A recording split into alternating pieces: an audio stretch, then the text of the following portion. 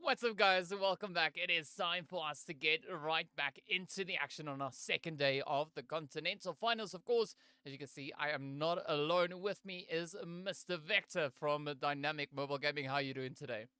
Excellent. I'm glad to be here tonight, DK. Oh, the load shedding's got me all confused. You know, last night I missed out. However, Hmm. we made a way and we are here, and I'm here tonight. Thank God. Yeah, well, that's a good thing to have indeed. I mean, we all have been having our struggles with the load shedding coming through. Yeah. But of course, speaking about struggles, right, we are getting ready to move into today's matches. As we know, it's going to be the second day. We are going to be going through our usual rotation of those maps. And of course, to start it off, we're going to be taking a look at our participating teams. As we can see, of course, starting it off there with the beautiful array of teams. We've got Slime 4KT, the Snipers, Art of Killing, as well as Virtual Gaming, Darkness, one more esports, CRYPTICS, 1 million. We got the SKYROCKETS, as well as G3 Temper, Blackjack, RILA Insider, Big Black Crocodile, or BBC, which is the easier one, of course. Greedy for Kills. And then we've got the players there from Team Lag as well as Team Umbra coming through as well. A good representation for these teams making their plays here once again. And of course, they are going to be playing for their share of the prize money with the team in pole position, walking away with $3,500. And it, of course, is then trickling down all the way with the teams finishing up in that 11th to 16th position, picking up $150 a piece. Of course, it is going to be our second day, as we know. And again, we are going to be working our way through our full map rotation as per usual. So there is going to be quite a bit of excitement coming through on the battlefield. And of course, for today's matches, we are going to be starting it off right over on towards Erangel, followed up by a little bit of that usual Murmur and Sanok action before returning back onto Erangel once again for that final showdown of the day. Oh, that's going to be fun. That's going to be fun. I can't wait for the games to get started. You know, so many teams out here tonight, they do have a point to prove. I mean, they showed they can be the top three in their region. However, this is the finals of the finals, and let's see if they've got what it takes. It's day number two. Still a little bit early, but you know, every day counts. Yeah, 100% agree with you on that. And of course, now as we take a quick look at yesterday's performances, we can see CRYPTICS finishing off exceptionally strong. Coming in with a grand total of 81 points to their name. Absolutely runaway performance coming through there. 1 million picking up 55 points there as well with their one winner chicken dinner. BBC sitting on 41 alongside the players there from Virtual Gaming. But of course, we know the players from BBC, they've been able to secure themselves at least that one chicken dinner. So today's going to be an exciting day to see what these teams are going to be bringing to the battlefield and how this first page is going to be changing up. As we know, of course, we still have a few teams positioned down on towards that second page as well. So there's not that much of a leap coming in from 12th position all the way up into 8th. Right, there's only a few points difference, so it is going to be a super contentious play for these teams to get themselves situated and potentially advance themselves up that leaderboard. Of course, now speaking about advancing themselves up the leaderboard, we are going to be advancing our way into the flight path there to look and see what the teams will have to work with. We've got the flight path starting all the way over in towards Primorsk, making its way straight across over in towards Lipovka. So very balanced flight path, a little bit focused down towards that more southern position, but it will still allow a lot of the teams some really good drop locations to move out into. Indeed, indeed, and this is what a lot of the teams on the top of the list of that table there, they are probably going to enjoy this one. Um, Going for the much longer gameplay is what I would think is going on through their minds. Also, the other teams. I mean, we're looking at the West region, the Southern region as well. Still have a lot to prove here in the finals. So let's see what's on their minds. We do know they have the capabilities to get in there with the elims, but I think just taking it home to get into that final circles towards the very end of the match should be on the top priority on their list tonight. Mm. Yeah, Yeah. definitely is going to be a high priority for a lot of the teams to get themselves into some decent placing, decent positioning as well. But of course, looking at where the teams are starting to head off into now, we can see a good spread already starting to make its way on down, with the teams starting to push down, looking to get themselves situated, and of course, start off that beautiful show of aggression. It's very similar to what we've been kind of seeing yesterday coming through from these teams. And of course, we know that zone also now taking a little bit of shape over Mm. on towards that eastern side of the zone. So it opens up a few opportunities. And I'm quite curious to see whether or not the players from CRYPTICS are instead actually going to try and push all the way up to their usual kind of starting point, which we have up towards Stalber, kind of Kameshki region. And we also could have a little bit of that hot drop action starting towards that kind of Rozhok regions. We can see the players there from UMBRA and the snipers being in pretty close proximity to each other. But as we know, it's all going to come down to how these teams look to push a little bit further forward as they make their way not only through the zone, but also getting themselves kind of through this looting phase. Yeah, indeed. It's looking a little bit heated down below there, all over the areas, what you said in Malta Power, Malta Farm area as well. A lot of OP teams indeed that are in the mix. And, well, they're a little bit split up. So they've got some time to breathe at the beginning of this game, number one. They can get their loot sorted out. Nothing to worry about at the moment, which is excellent news. Also, they Mm. find themselves in the next zone already. At least we only have three teams outside of the zone. G4K, though, out in Novo, they might just have a tough time getting over that bridge. We can see over there two squads waiting for them on the other side. That depends if they decide to go more central. I'm assuming a lot of the teams that would be the better option get more central because when it comes to zonal gameplay at this stage, that would be the best option. And it's going to be fun to see what rotations come through here. Nobody going Stalba as well, Severny. Nobody going for that long gameplay. It looks like everybody's ready for action here tonight. Yeah, definitely. It does look like a lot of the teams are ready for action. Of course, looking at what we've got with regards to the names on the map, we do see a few changes coming in with regards to names. The players there from G3 Temper, they've also adopted a little bit of a name change. As we can see here, we've got Flacco now having the DFE in front of their name. So an interesting little development coming in on that front as well. And as we know, we've got the players there from the former team of Whitey, now going as the name, or now rather going by the name, let me get that proper, of Lot of Art of killing. Killing. Yeah, Yeah. so there's going to be quite a few interesting players coming through here. Not only the teams looking to kind of push up their positions on those overall leaderboards, but we do also have a few of those name changes coming in. So I'm expecting a little bit of excitement, at least on the battlefield here today, as the teams will be presented with another few opportunities to look to fortify and strengthen their overall standings. Indeed, indeed. So all the viewers out there from the southern regions of Africa, there we go. Just make sure that you do remember DFE. I mean, we all know Flacco and his teams, but that's going to be the old G3. And then also from the west region, take note, Art of Killing is going to be the YT squad. Yet to, I mean, both teams, both the regions, west and south, a lot to prove still here. And I'd like to put my support in there for them, coming Mm. myself from the southern regions of Africa. So I'll be kind of cheering on in silence here for them, for Mr. Plucker here in front of us, and looking at Team Umbra Moza as well, and the guest team. And I'd like to see what they do bring, because I mean, Team Umbra already coming in fifth place, just showing what they can do after day one of gaming. Mm. Yeah, I mean, they showed a lot of potential and a lot of aggression as well just yesterday. So, today Yeah. is a brand new day, more opportunities for these teams to look to strengthen their overall positionings. And of course, we see that trend kind of happening across the board. Everybody now just looking to kind of rotate up. We're not seeing any teams getting into any major aggressional positions just yet. But, Yeah. we're definitely anticipating a little bit more of that starting to come through as the teams will make their way further and further in towards that eastern zone. I mean, Slime, 4KT, they're in their usual position up in towards Yasnaya. The rest of the squad Mm. still having a bit of an opportunity here. Go about, explore the options, explore the region while there's still the chance to. And with that, they have, the option to kind of assess a little bit of a different starting point as to where they could have initially planned to rotate in towards. So there is some advantages to a little bit more of a tranquil start to this first initial zone. Yeah, indeed, DK. Also hats off to RILA inside over here, coming third out of their region in the southern. However, in the finals here, they do sit top of the list. considering just the three teams that came through from the south. And well, all three teams, we know that they can bring the heat.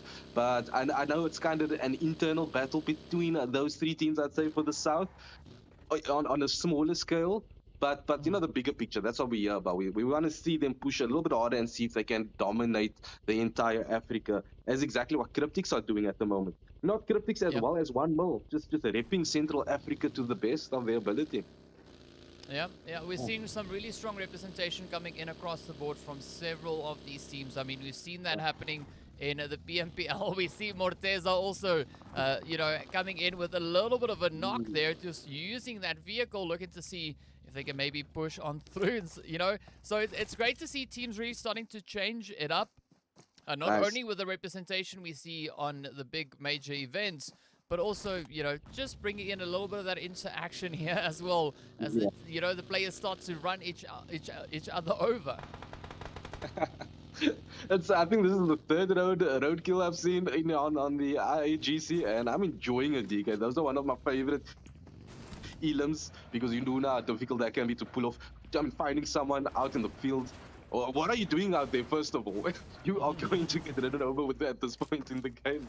Oh, I like what 1mil is doing here, though, just finding themselves in one of my favorite positions in game. You can get trapped in here, though.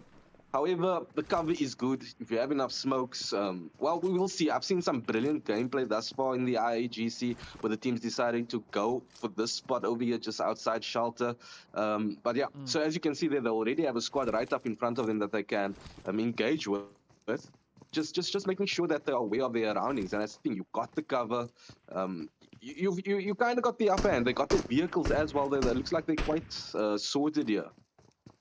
Yeah, I mean, definitely a good initial starting point for them to try and bring on through here. So all they got to do now is just look to see how they could potentially look to improve the current position they find themselves in. As we know, still quite a few teams holding up in the vicinity, in the surrounding area already. Those shots starting to get sent across. So we can see the teams now once again getting ready for a little bit of that interaction here. So very excited about what they could have in store for us, as we can see a nice big concentration of teams actually moving up in towards that more northern region. So it is going to be somewhat challenging, especially looking at the players here from Virtual, the players coming through from 1mil as well. And then, of course, also taking into consideration the position of the players there from the side of UMBRA we have already in that engagement. But now we're going to try and move across and see if we can potentially get a little bit of a preview as to what is unfolding right there on that front line as the shots now continues to fly straight on through. Wow, nearly got that one there, but it's going to be a little bit difficult, a little bit too far out there. Excellent decision coming with a 4 times on the info. We do know how OP these players are when it comes to sprays with the M40. I mean, it is the weapon of choice in all of the games. I don't know. It can be the M4, or I mean, even the what have we seen most recently? The what's it? The UMP. Wow, there's been a couple of elims in this competition with the UMP as well. So I'd like to see what they are going to decide to go with, what is more reliable. But I don't know. I'm just looking at Team UMBRA, where they find themselves. It's going to be a little bit more of the mid-range battle, so M4 would be good. DP also, I see Mr. Wasted over here. He has his DP. And these teams also, I'm just looking at the DP. They don't mind letting the people or the enemies know exactly where they are. That's exactly what the DP does. One of the loudest weapons in game. And that's looking at Plaza 4KT. 4KT managed to get a knock on one of the boys from UMBRA. It looks like they even got the elim on Morteza. So UMBRA on 1 player less over here, and it's not looking that good, but nobody rushing, so they can take the time and maybe get to a different spot. I don't know. Let's see what they decide to do. Yeah, I mean, this will be the opportunity to sit and breathe, relax, get themselves situated, look to see if they can find any of those angles to make. And of course, Black Lost now feeling a little bit of those shots coming through there. Nothing really connecting up just yet. But it's going to be an interesting position because we got the players here from UMBRA holding on towards that southern position. And then, of course, coming in on towards the western side is going to be the team there from the SKYROCKETS. We can see Omar and crew looking for a little bit of a potential play to be making here. Looking for those advantage points, those angles to be coming from here. Omar finds a nice little bit of a push. You can see a quick hit coming in there from Sherbo as well. Picking up the knock. Up comes those hits. Looking for the confirmation. That bounce coming in as well. And this is going to be the opportunity now for the SKYROCKETS to just come rushing on forward as they pick up Zeus in the trade-off. Now the rest of the team moving in. We got Savage already right there on the front line, pushing straight into Slime 4KT. Savage not being able to dodge those bullets as they come flying on through. Now the rest of the squad looking to push in. Up comes Sherbo. A little bit of a helping hand. Could go a long way. Out comes the Molly. Oh, does it make connection? Not quite sure just yet, but Sherbo now getting hit by a nade of their own. Misses the Oh, opportunity to get those hits and instead focusing off to the side. But of course, Becca steps on up, and with that, it is going to be the end of the road for Slime 4KT. Skyrockets just come through with an absolutely beautiful play. I can't believe what I just saw over there. Skyrock's unfortunately losing two of their teammates over there. I didn't expect that. It looked like they had the upper hand there with the rush coming in with the backup. However, at least we do have Becca over here that gets to move out with the teammates. At least maybe catch up with him as the next zone does get decided at the same time, and it's looking good. All the way down south, farm area, lots of open fields to work with. And I do know this is what the teams love. They love to work with the hills, the ridge lines. But I mean, 4KT, we just saw them getting eliminated. It's not going to be a good start for them. Yeah, so it's back to the drawing board for them to see what they can do in the next game. But nevertheless, Becca deciding to also push forward, as you can see. Majority of the teams now making their way into the zone, trying to get themselves situated a little bit more comfortably, which is exactly what they need to do at this point. We don't want to find yourself, in a situation where trying to get through one of those gauntlets again, gate kept. Nah, no. I mean, I'm not going to say no to any of those gauntlets that could potentially be making its way on through, but at least for Would the love to time see being, the that, teams definitely want to try and see if they can find a little bit more of a favorable position to pull up in it towards. Meanwhile, the players from CRYPTICS not getting off to such an aggressive start as we saw coming through from them just yesterday. We got the team here from Lag also now still exploring their options, heading in the direction of the coastline. But it's going to be a very difficult position actually for them to try and pull up in towards. We can see 1-9 still feeling those hits as they do connect up with the vehicle. But we still now see it's going to be Marshall taking aim on towards Becca and the rest of the team there from SKYROCKETS. I like this bit of a gatekeep that they've got set up, at least now for CRYPTICS. But now, CRYPTICS are in a position where they need to try and find a vehicle, potentially, to get themselves out of this blue zone. And as you can see, Marshall's vehicle already has been blown to smithereens, so that's not going to be an option. But fortunately, it's going to be Senke coming in with a little bit of a saving grace play as well. Nicely done. Just the dependability of the CRYPTICS. I mean, and that's why they are on top of the log at the moment. Also, just the gameplay, man. I've watched the games, and I'm a big fan of CRYPTICS. Just the way that they deal with every situation shows all the experience they have. Never splitting up, always trying to stick together. And if you don't see a split, it might just be a 2-2 as we do see Pixie fighting on here, DK. Yeah, I mean, the action definitely not coming by any short means whatsoever. The players here from one more are going to be looking to dial it up as far as they possibly can, getting right down to business. Pixie finding some beautiful trades there. So you can see you got Jamaica also just holding on the front line. Matrix there from RILA Insider actually being positioned up ahead, but Zane sends out an absolutely beautiful nade, picking up that knock, and now it turns on to the rest of the squad here from 1 million to, or not 1 million, rather one more to try and keep up the pressure, the tension. It is going to be somewhat of a challenging play. Of course, we see the players here from YT also finding themselves in a very similar kind of situation. Well, that, of course, is going to be the players rather from Art of Killing. As we can see, Zilla now just trying to play up on the top field. Ooh, those hits continue to fly in. They do find the hits up on towards one shot. But this could be a great opening here for several teams now to look to push on forward, looking to pick up a few of those trades. The opportunities definitely being, well, very readily available. Wow. And then White Zilla just capitalizing on the situation, finding themselves outside or getting himself back down and outside to get that elim would be the best choice because they do need as many elims on the board now. AOK not doing that well, but we do know the capability. Oh, that's it. The Art of Killing. Back to the lobby curse. The curse of the caster, DK. I was. Yeah. That's just how it goes. And of course, now we find the players here from RILA Insider also now just trying to hold on to a sneaky kind of position here. We got Matrix just barely visible on the edge of that vehicle. Meanwhile, it's going to be Mali now on the opposite end, looking to focus their attention a little bit in towards the team situated towards that more southern position. But still, a lot of teams still having to try and push on forward, still sitting on 45 teams, 14 teams, 45 players rather, 14 teams in total. We've got Lag here also looking to get themselves into contention here, stepping up with a great opening there, finding the heads up on towards Rollin. Now A9Q in an opportunity to try and set up a bit of a gatekeep here. But it's going to be a really challenging play whichever way you look at this. Of course, now this is where situations are going to get quite tough. As we can see, RILA Insider positioned in and amongst several other teams. Mali holding that position a little bit further down towards the southern edge. But of course now Matrix right here up in that pressure cooker, trying to keep as quiet as they can possibly manage. Blackjack right in this building alongside them. You can see the players there from one more also off in the distance. Now Lag looking to turn their attentions onto the players here from Darkness as they start rotating on forward.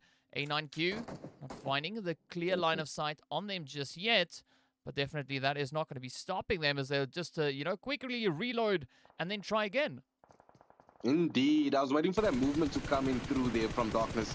Not making it too easy for Lag Esports, because eventually we know they are the gatekeepers and you don't want to be in their scopes, which is exactly what they do. They get out of that sticky situation, what they find themselves in. So well done to them over there. Also, Blackjack Esports over here. They lost one of their players earlier on. It is Mr. Phoenix that's back to the lobby. And one more picture. Oh, one more doing really well. A couple of shots coming in, and that puts Darkness in so much trouble. Is that the squad wipe? Ooh, well, I don't know. I'm not quite sure. Well, we are down to 13 teams, so that is definitely a possibility. As you can see, Pixie now still keeping a very watchful eye here as well, waiting for this opportunity. We got Zane and the rest of the players there from Blackjack, also still holding on to their position towards the more northern edge. So let's see which way this cookie is going to crumble. Still sitting on 13 teams. So many options for these players to try and play through. Yeah. This is where it's going to start getting very, very difficult. You are going to have to find your compound, make sure that you stick to it, get a vehicle, make sure that your vehicle is covered as well, get into the next zone as soon as that next zone hits. We see the blue is coming in, it's almost done for, and I believe we're going to see that 13 squads be reduced to a lot less now over there, as we see one of the Blackjack Esports players getting knocked, and the lane side, it looks like one more is on fire at the moment as they are rushing through or getting their knocks in through here on Blackjack Esports. Yeah, I mean, it's a pretty hot position up on towards that western side, and it is going to be a very tough play to make indeed. But of course, now we've got action just breaking out all over the place with the SKYROCKETS losing one of their players. Becca now gets taken down. A very unfortunate kind of turn of events there, right? Right as the vehicle rolled, the shots came through, they connected, and with that, it was going to be the end. Of course, now we see the players here from UMBRA also still trying to make a bit of a play, pushing in from that southern side. You can see up ahead, it is the end of the road as Omar gets traded on down virtual, keeping a very close eye on the players coming in from one more. Oh, it's going to be overkill to get spotted out. Up they come with a beautiful spray down here. Foz not going to be wasting any of these opportunities, just stepping to the plate. But now 1 million, or one more rather, finding themselves in a very compromised position, right? They got 3 teams, one north of them, 2 south of them, and then, of course, the 4th team just situated in towards that zone. So this is going to be a really difficult rotation for one more to pull off. Yeah, looks like Mr. Scalavia is going to make his way a little bit more forward to get himself into the next zone. As you can see, the timer has run out. The next zone is already coming in, and this game is going so fast. Big shout out to, I think it was Inside over there, one more as well, coming in with a couple of knocks. Lag also just holding it down, coming in with that grenade knock, as well as Sniper now getting taken out. Lag is on fire. They are lighting up the kill feed at the moment, and that is UMBRA that is getting knocked over there with Blackjack Zane getting another knock on Sniper, RILA Insider, and I think Blackjack was holding it down here tonight.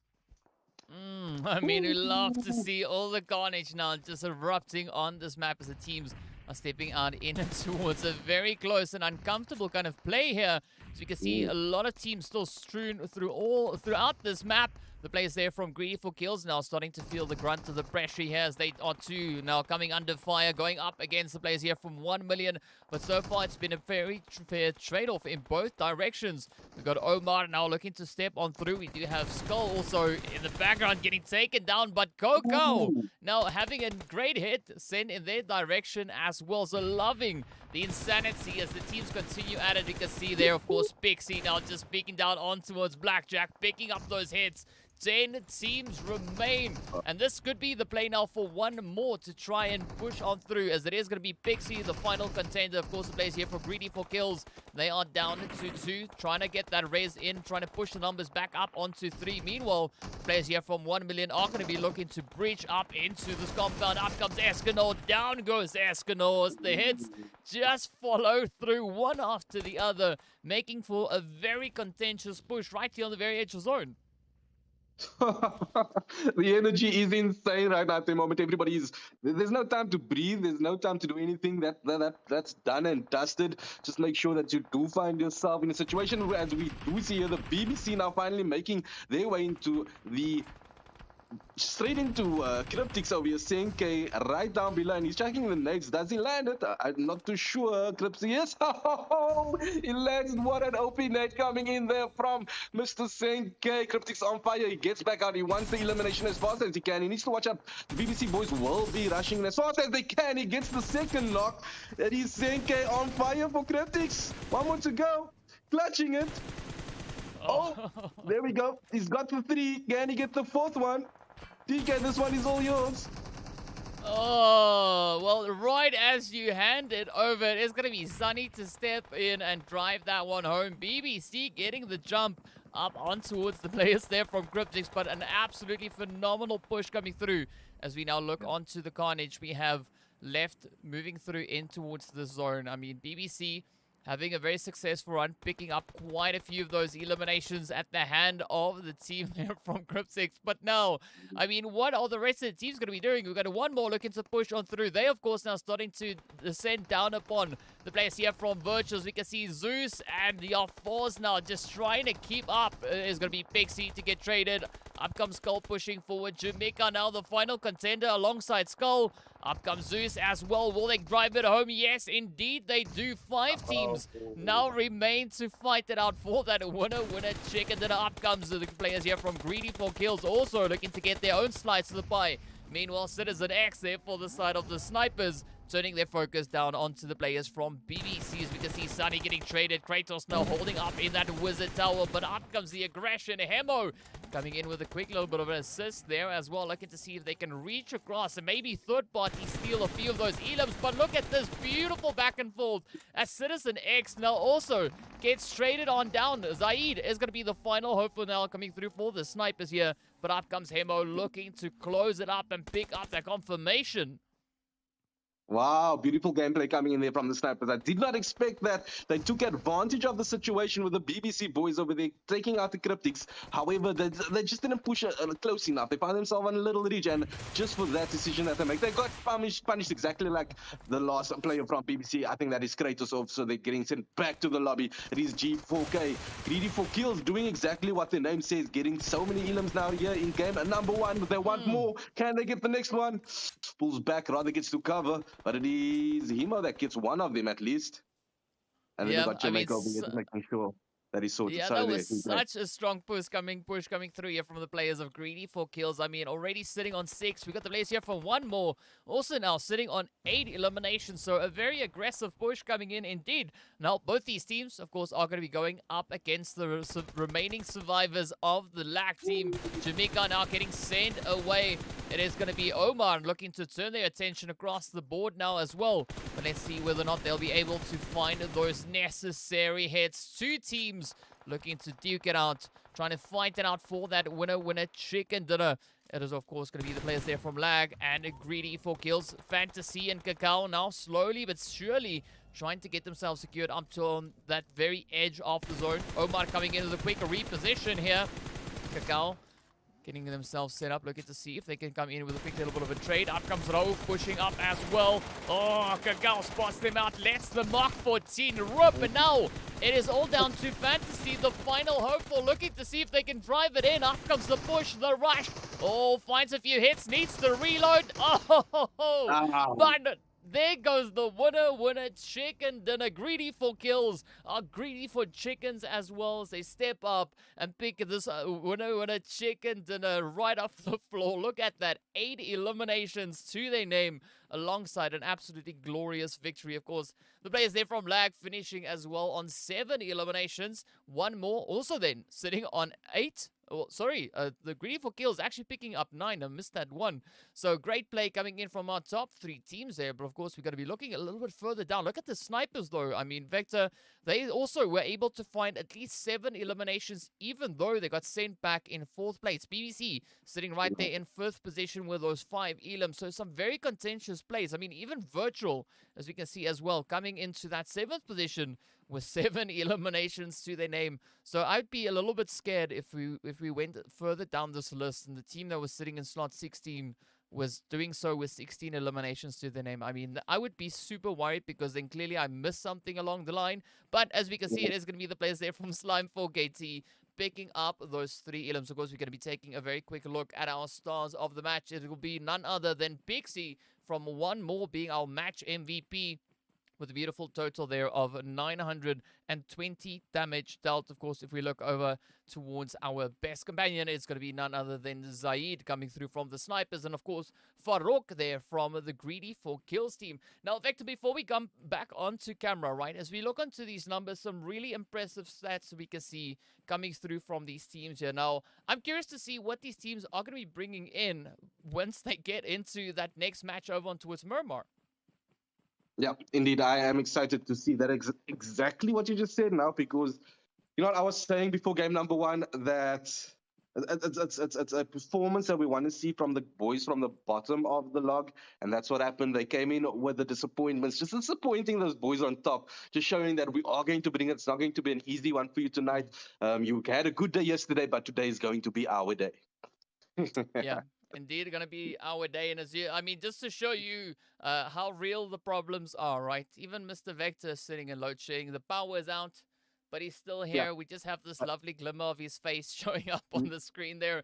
But a very exciting play coming through from these teams nonetheless right there over on towards Erangel. Now that makes me super excited as we already seen the teams increasing the level of aggression that they are able to bring on towards the battlefield in just this very Yeah. first match in comparison to what we saw from these teams just yesterday. So Yeah. quite excited to see what they'll be doing stepping over in towards Murmur. But that of course then means we are going to be taking a very quick break while we wait for those results to get calculated. We'll be coming right back with that before heading over into Murmur. So be sure to stay tuned and we'll see you guys right back after the break. Exciting. Let's go.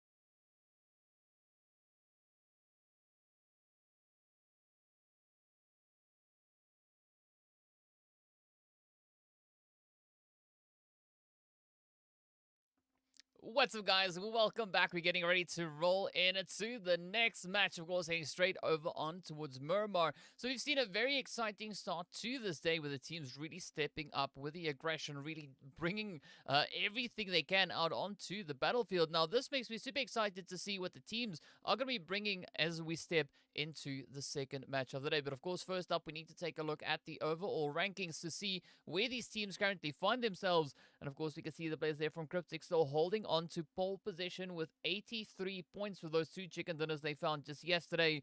1 million big black crocodile still going to be holding on to that second and third positions as well, with Team Lag now just staying right there alongside the players from BBC. But of course, greedy for kills, we did see they picked up a winner chicken dinner in that last match. So we can see, of course, that now just showcasing there as well. So really excited to see what the teams will be looking to bring on through once again, as everyone's getting ready for a little bit of that, well, insanity that we know could be making its way through on towards the battlefield. Now, Vector, this is where I'd like to ask you, right? What are your hopes moving into this next match?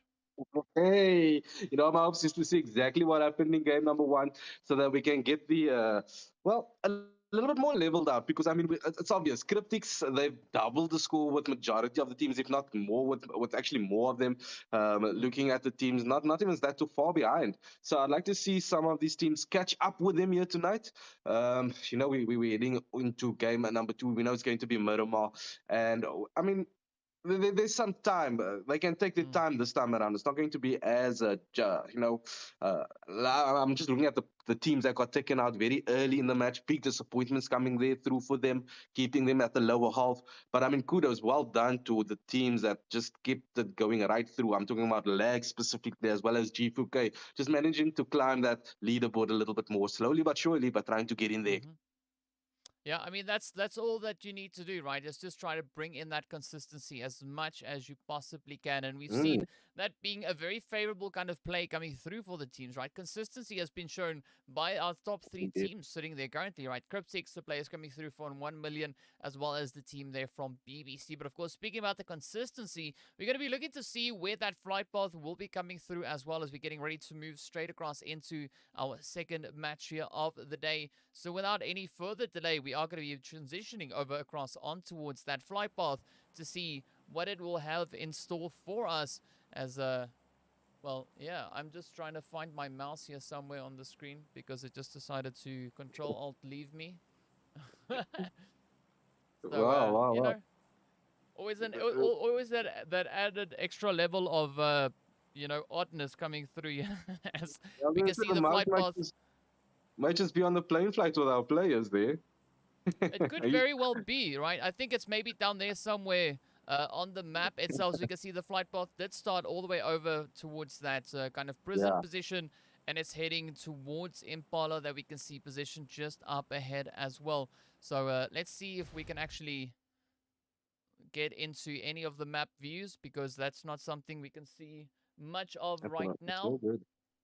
Yeah, but from the little bit what I've seen on that plane flight, I mean, I saw a little bit of water down below there, and we're looking at. I'm just assuming here from what we saw there, the entire northern hemisphere of Miramar, it's going to be empty unless, like you say, unless they're going to get in the vehicle and take that long drive to freedom. At least for Mm. the first stages, but it's going to be interesting, especially when a plane flight comes through all the way to one side of the map where that next zone is going to be, because that usually determines the amount of elims, the amount of plays coming through with vehicles, the convoys, and I enjoy that action actually, DK. I actually do. Yeah.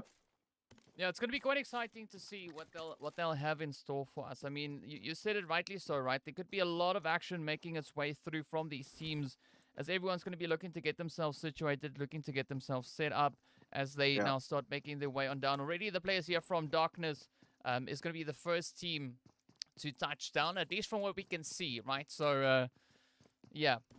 Well, you know Yeah. how it goes, right? You fix one thing, and then the gremlins creep on forward, looking to make it quite challenging. And it does Yeah. seem like we're gonna have to try and do this the old school way, as no matter It's all which good. peripherals I plug in, everything is going to stay exactly where it wants to go. We can see even the players here from Slime 4KT also coming Whoa. into a little bit of that contention as well. Very close to a little bit of that trouble. But I mean, how much further will they be able to get themselves? The first shots come straight down on it towards Mr. Pronto there, who now has to Wow. try and quickly and hastily retreat. That was such a close one. Getting shot from behind, that is not one way that you want to leave. I mean, but we do see Lag one coming there into the kill feed eventually. And it's his teammate there that actually comes up for the backup and puts him down on his knees. So the one, just like that, 4KT now has the upper hand. I think Pronto 4KT didn't expect that, but I mean, seems like he was the bait. Lag one fell for it there, and it worked out a little bit to their expectation, or not to their expectation. But let's see what they do. We have a big black crocodile flying in the sky. You don't see that every day. Yeah, definitely we don't see that happening all too often, especially this late in towards the game. But of course, we can Yeah. see now the players there from this side of Lag. Also just right here alongside the team from Slime. So already the Mm. team's getting off to a nice little bit of an aggressive start here. Looking to show us what they can bring on towards the battlefield, as there's going to be a lot of opportunities for these teams to try and make some plays happen here today. But who knows Ooh. which way it is going to be going, as everyone's now still just exploring their options, exploring the regions, looking to see if they can push a little bit further forward as well. But now, I mean, looking at what we've got to work with, this is where things are going to get a little bit more challenging, right? Because Yeah. as we know, essentially the teams want to try and get themselves into those more favorable kind of setups. And well, Ooh. eventually, I was able to kind of beat these gremlins, right? Nice. So Gremlins 0 or Gremlins 1, I guess. DK also maybe 1. As we take a quick look at that zone, eventually we get it. As you can see, we do have a little bit of a contentious start up on towards Los Leones with the players there from Ah. G3 Temper as well as Blackjack finding themselves in pretty close proximity. And then, of course, up towards the north, as we've already seen a few teams looking to get into the action with Slime, finding themselves right there alongside the players coming through from the edge of Lag there. So, yeah, a few interesting positions, but again, a very well kind of spread out drop location that we've got coming in for a lot of the teams here. Yeah.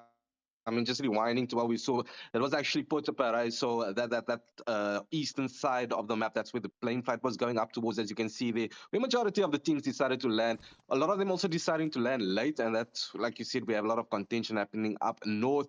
But I mean, we've got our art of killing guys looking to go the long game, if I can put that in capital letters. Just trying to avoid any action at the beginning. I don't know. I don't know. But we do know that first place is going to get you that 15 points. So it looks like that's exactly what they are going to be going for. It is Miramar, so it is possible. It's a lot more possible because we do know it's a huge map. They can just go from cover to cover, building to building. So let's see what they can do, what they can bring from all the way outside of the zone. Yeah, a lot of opportunities available here. So again, the teams having to try and push on forward, push on up.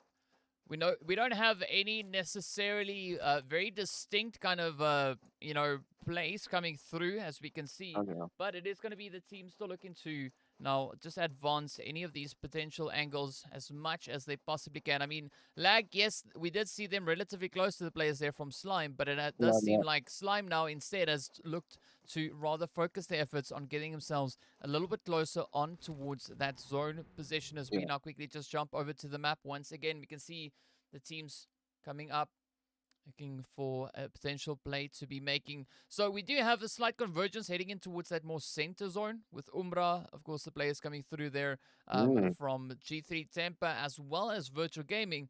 But again, not anything overly aggressive. We do have a potential Yeah. development up towards that far northern side, though, with BBC and 1 million.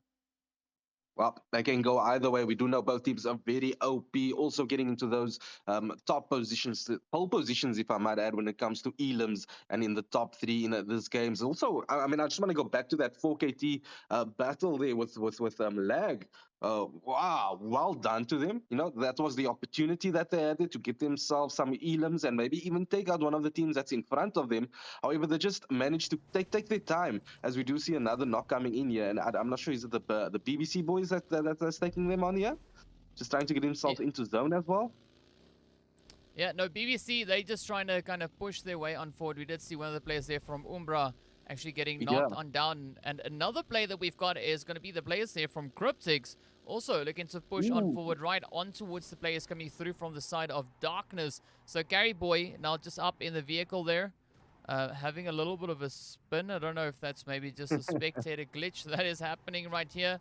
But it is going to be the players now from Darkness looking to see if they can find any of these potential angles towards the team there from Cryptic. So a lot of Perfect. mobilization coming through from these teams as everyone's looking to get themselves set up, moving Yeah. through in towards these phases. No one definitely is going to be looking to waste any time. They've seen that, the other teams, they've brought their A game today. So there's going to be no chance, no opportunity for anyone to take a little bit of a back seat.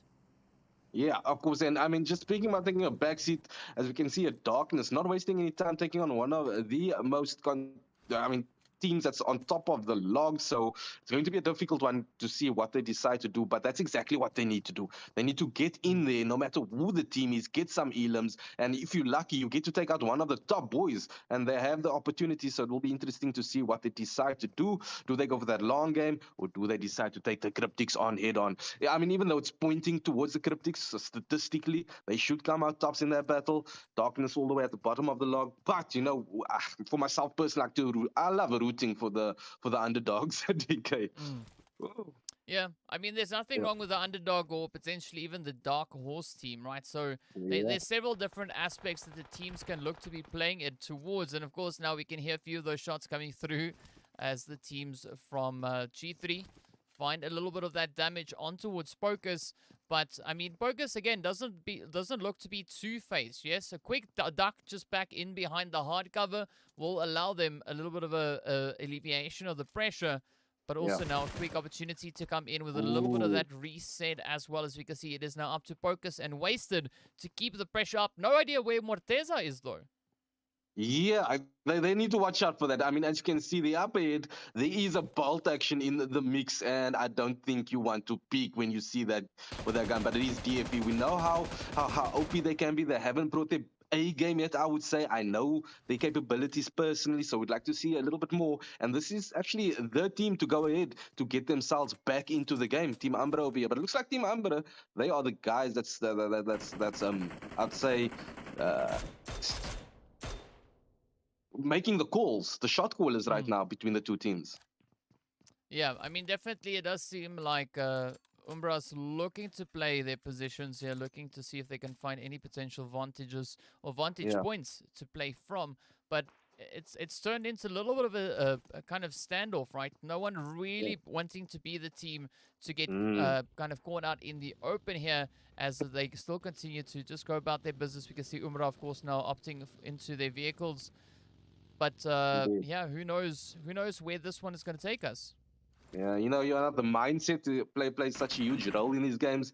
Ooh, wasted taking a couple of shots there with the mini. That's the gun that we won 8 times scope. Also nice, just rocking it and trying to maybe just get to back to his teammates or get a different angle would be the ideal situation here for him.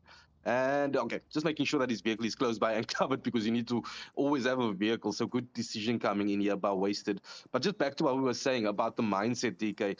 I mean, looking at the qualification stages, all of these teams over here on this list, no matter where they find themselves, they were the most dominant teams in their region. So coming into this finals, they should continue doing that and pushing and not going for. Wait, so just taking a couple of shots. Sorry there, DK. Nearly getting that knock there on one of the boys from G3. But yeah, but maybe sticking to that game plan because that is what served them well previously. Yeah. Yeah, I mean, if it ain't broke, don't change it, right? That's kind of Yeah, the approach that we could be seeing coming through from the teams as yeah. we now look onto what is going to be unfolding here. G3 still just moving in, but we also then see a little bit of that rotation coming in on the back end there as well. Buden now taking a few shots is wasted, also receives one in reply. But we got a Nice. few off-angle approaches coming through. I mean, SKYROKETS also going to be looking to step up. Oh, there we go. Sherbo coming through with a beautiful spray. Not connecting, though, but still a really good attempt. Just firing off a few of those warning shots. But I would be quite cautious of Hemo's positions. We can see right there on the very edge. Oh, let's see. Will it work? Sherbo getting some beautiful plays sent in their direction. That was a close one, and I'm surprised to see majority of the teams opting for that ARs.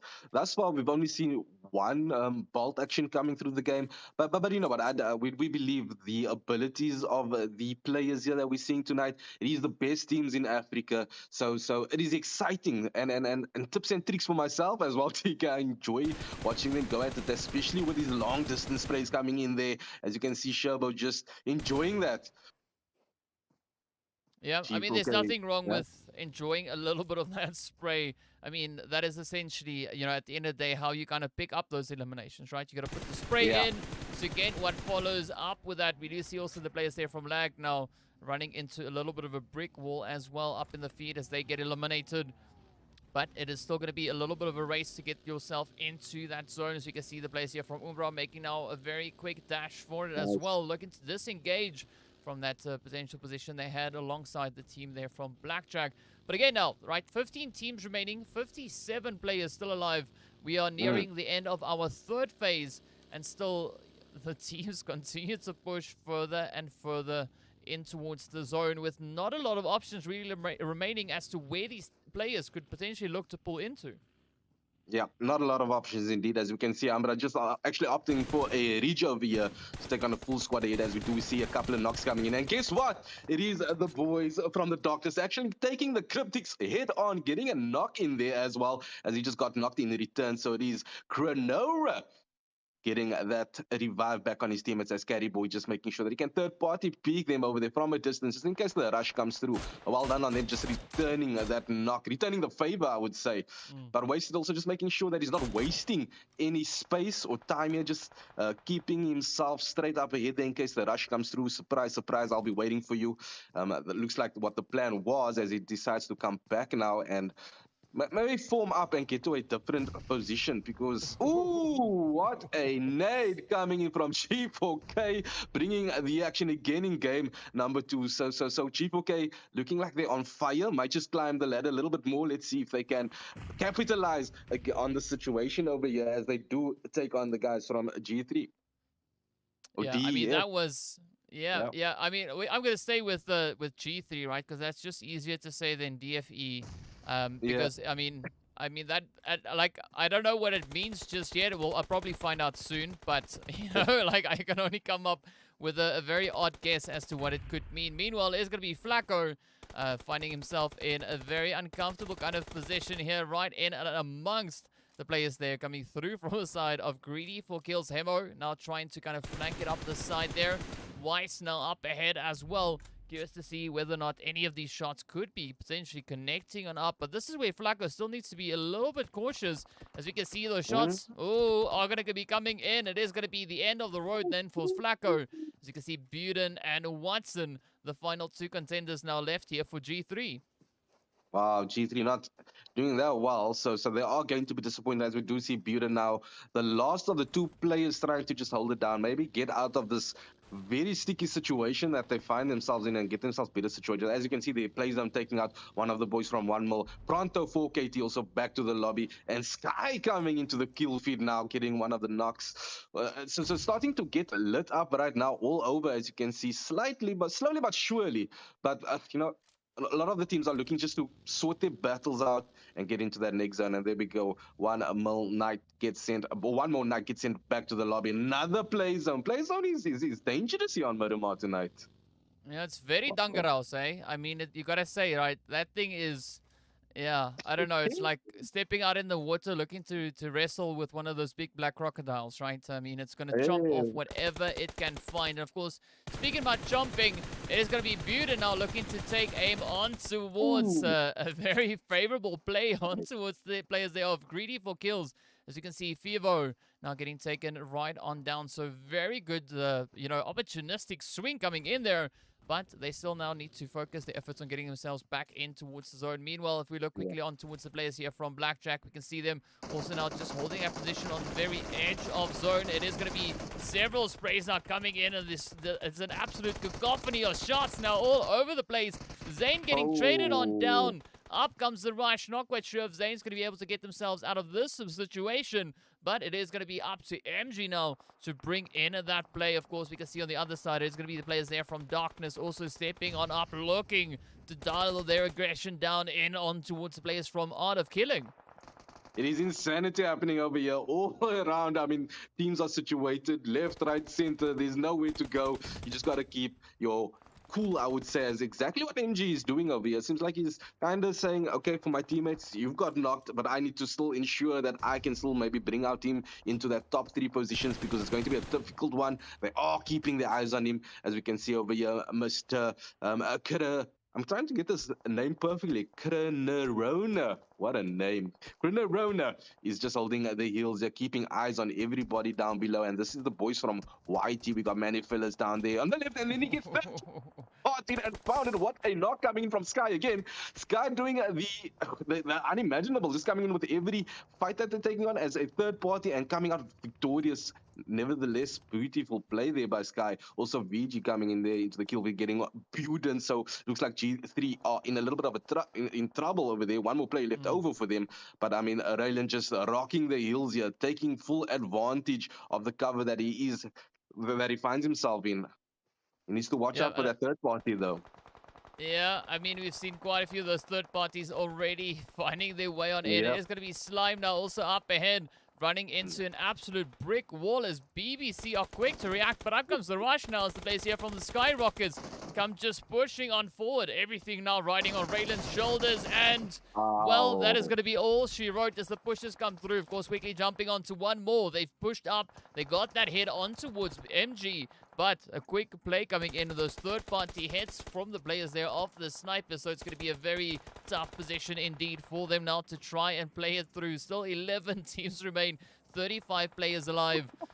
One more, looking to find one more opportunity to potentially get themselves out of the sticky spot they find themselves in. Meanwhile, on the very edge, it's still going to be the players here from Art of Killing looking to find that escape, or maybe just looking to kind of strengthening up their position over and towards this little warehouse here. But I mean, SKYROCKETS definitely just playing the living bejeez out of that position they find themselves in. Yeah, I think it's safe to say Miramar is SKYROCKETS' favorite map. I mean, the way they've been going at it from the very beginning, taking on some dangerous teams and coming up victorious, if you may add. Next up, it is the boys from Art of Killing, as you can see it down below. Maestre has been taken out. The question is, are they going to come down the hill? The zone is going to come in, and that's for sure. So somebody's going to have to make a move eventually. And it looks like I think Art of Killing, they might be able to capitalize on that situation over there, as we do see a couple of knocks coming in. G4K getting double knocks coming in there. RILA now making their way into the kill feed as well. There we go, knocks coming in by SkyArt, and there we go, Art of Killing dominating as they do have cover, just trying to get the rest of the, I think it's the last 2 players left over for Sky. Let's see what they can do. Yeah, it's going to be a very testing play indeed, but as we can see, the aggression not falling short here whatsoever. It is going to be Skull now, just having to try and dodge a few of those hits as they come through. We've got the players there from the Snipers also just ahead of Makari, but this is going to be the opportunity now for the players from the SKYROCKETS to look to show a lot more aggression. Of course, Citizen X just holding up right in front of Makari there, but the shots come in. That third party absolutely on point. Now it turns to Marco and Naruto to try and see if they can come in with a bit of a response. Yes, indeed, they do find those shots on towards Makari, but of course we got Venom also just holding on for dear life. The shotgun seeing it to fly down goes Venom. It is now up to the players here from the Snipers, looking to see if they can maybe close out any players. The zone is going to be closing up and taking another swing as well as the teams look to step up once more. But look at the shots coming through here from Marco, just trying to reach all the way across, explodes that vehicle, and now the pressure is on. Of course, it is going to be Skull still looking to hold up against the advances there of Sherbo, and Sherbo definitely looking to get themselves much closer on towards that zone. Yeah, phenomenal gameplay coming in by Marco, just making sure that he can just keep BBC exactly where they are, as we just saw now on the left-hand side on your screen. So not coming through on to the art of killing boys. Manifilla now just trying to keep them at bay, though. It's going to be a difficult job because, I mean, look at that. Wherever he looks, there's an enemy. Sniper also on the right-hand side of the screen, laying his smokes, protecting himself from the boys from the black crocodiles. They do know he's over there, so they will be surely trying to get a little bit closer, maybe get a throwable or two in on him, but it looks like Marco needs to get out of this position that he finds himself in. He has cover, but that's good. Beautiful knock coming in through by Manifella as well. Maybe he can get that vehicle to explode and get the Elam as well at the same time. Just making sure that he can maybe get a bullet or two in there. But I think he should rather focus his aim on Mr. Zeus on the right-hand side. But a nice distance coming in from Manifella. It's just holding it down for Art of Killing here. Yeah, I mean, so many difficult positions to play. We got one more also just looking to show a bit of dominance up in towards the compound alongside the players here from the snipers. But you can see Naruto and the rest of the squad still going to be looking for a bit of that opening. BBC now getting spotted out in the open as the shots fly here from Jamaica. Just lighting it up, finding head after head. Virtual also getting spotted out for Jamaica. Quickly to retreat back into safety there. Zeus getting down as well. But the action now continuing to fly in all directions as Virtual Gaming are getting absolutely pincered from both directions. Up comes the rush. Jamaica now pushing forward. The snipers get absolutely obliterated. And with that, we are then down to only 7 remaining teams. Of course, now the players here from Art of Killing are going to be pushing up. Not done with the fight there alongside the squad from the SKYROKETS. SKYROKETS get taken out by the blue zone. Manfilla's now quickly trying to figure out where on earth those shots were coming from. But as we know, it is going to be the blue zone to step up and close it off as well. Down to 5 teams we go. BBC rolling in from the edge, sitting on those 2 eliminations. We got the players here from one more. They are sitting up on towards the zone itself, and they are on the double digits. So an absolutely amazing run coming in from one more so far. Indeed, phenomenal. Double digits.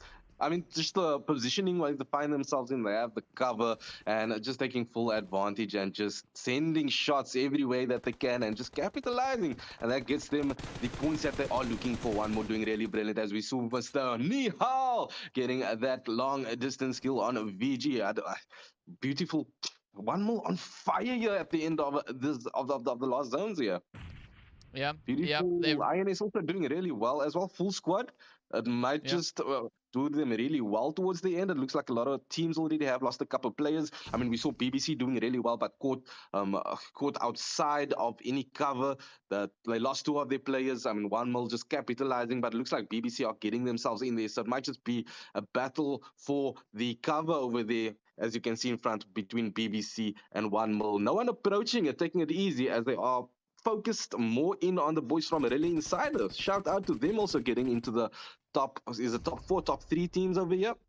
Yeah, top 4. That's where we're at. And I mean, if we look across the field, right, we can see the players there from BBC off in the distance, right? We got Nihal still trying to sneak their way a little bit further towards that zone.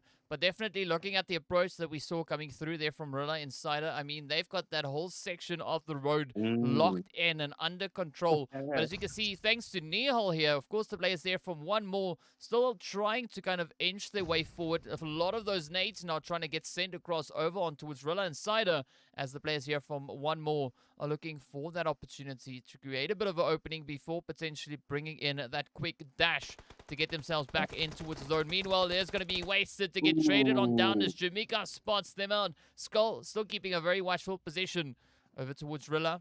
But now it's down to where these positions are going to be playing out in towards. It is going to be BBC Nihal now looking to push up just quickly, relocating back on towards the vehicle. Fortunately for Nihal, they still have Kratos in the mix as well.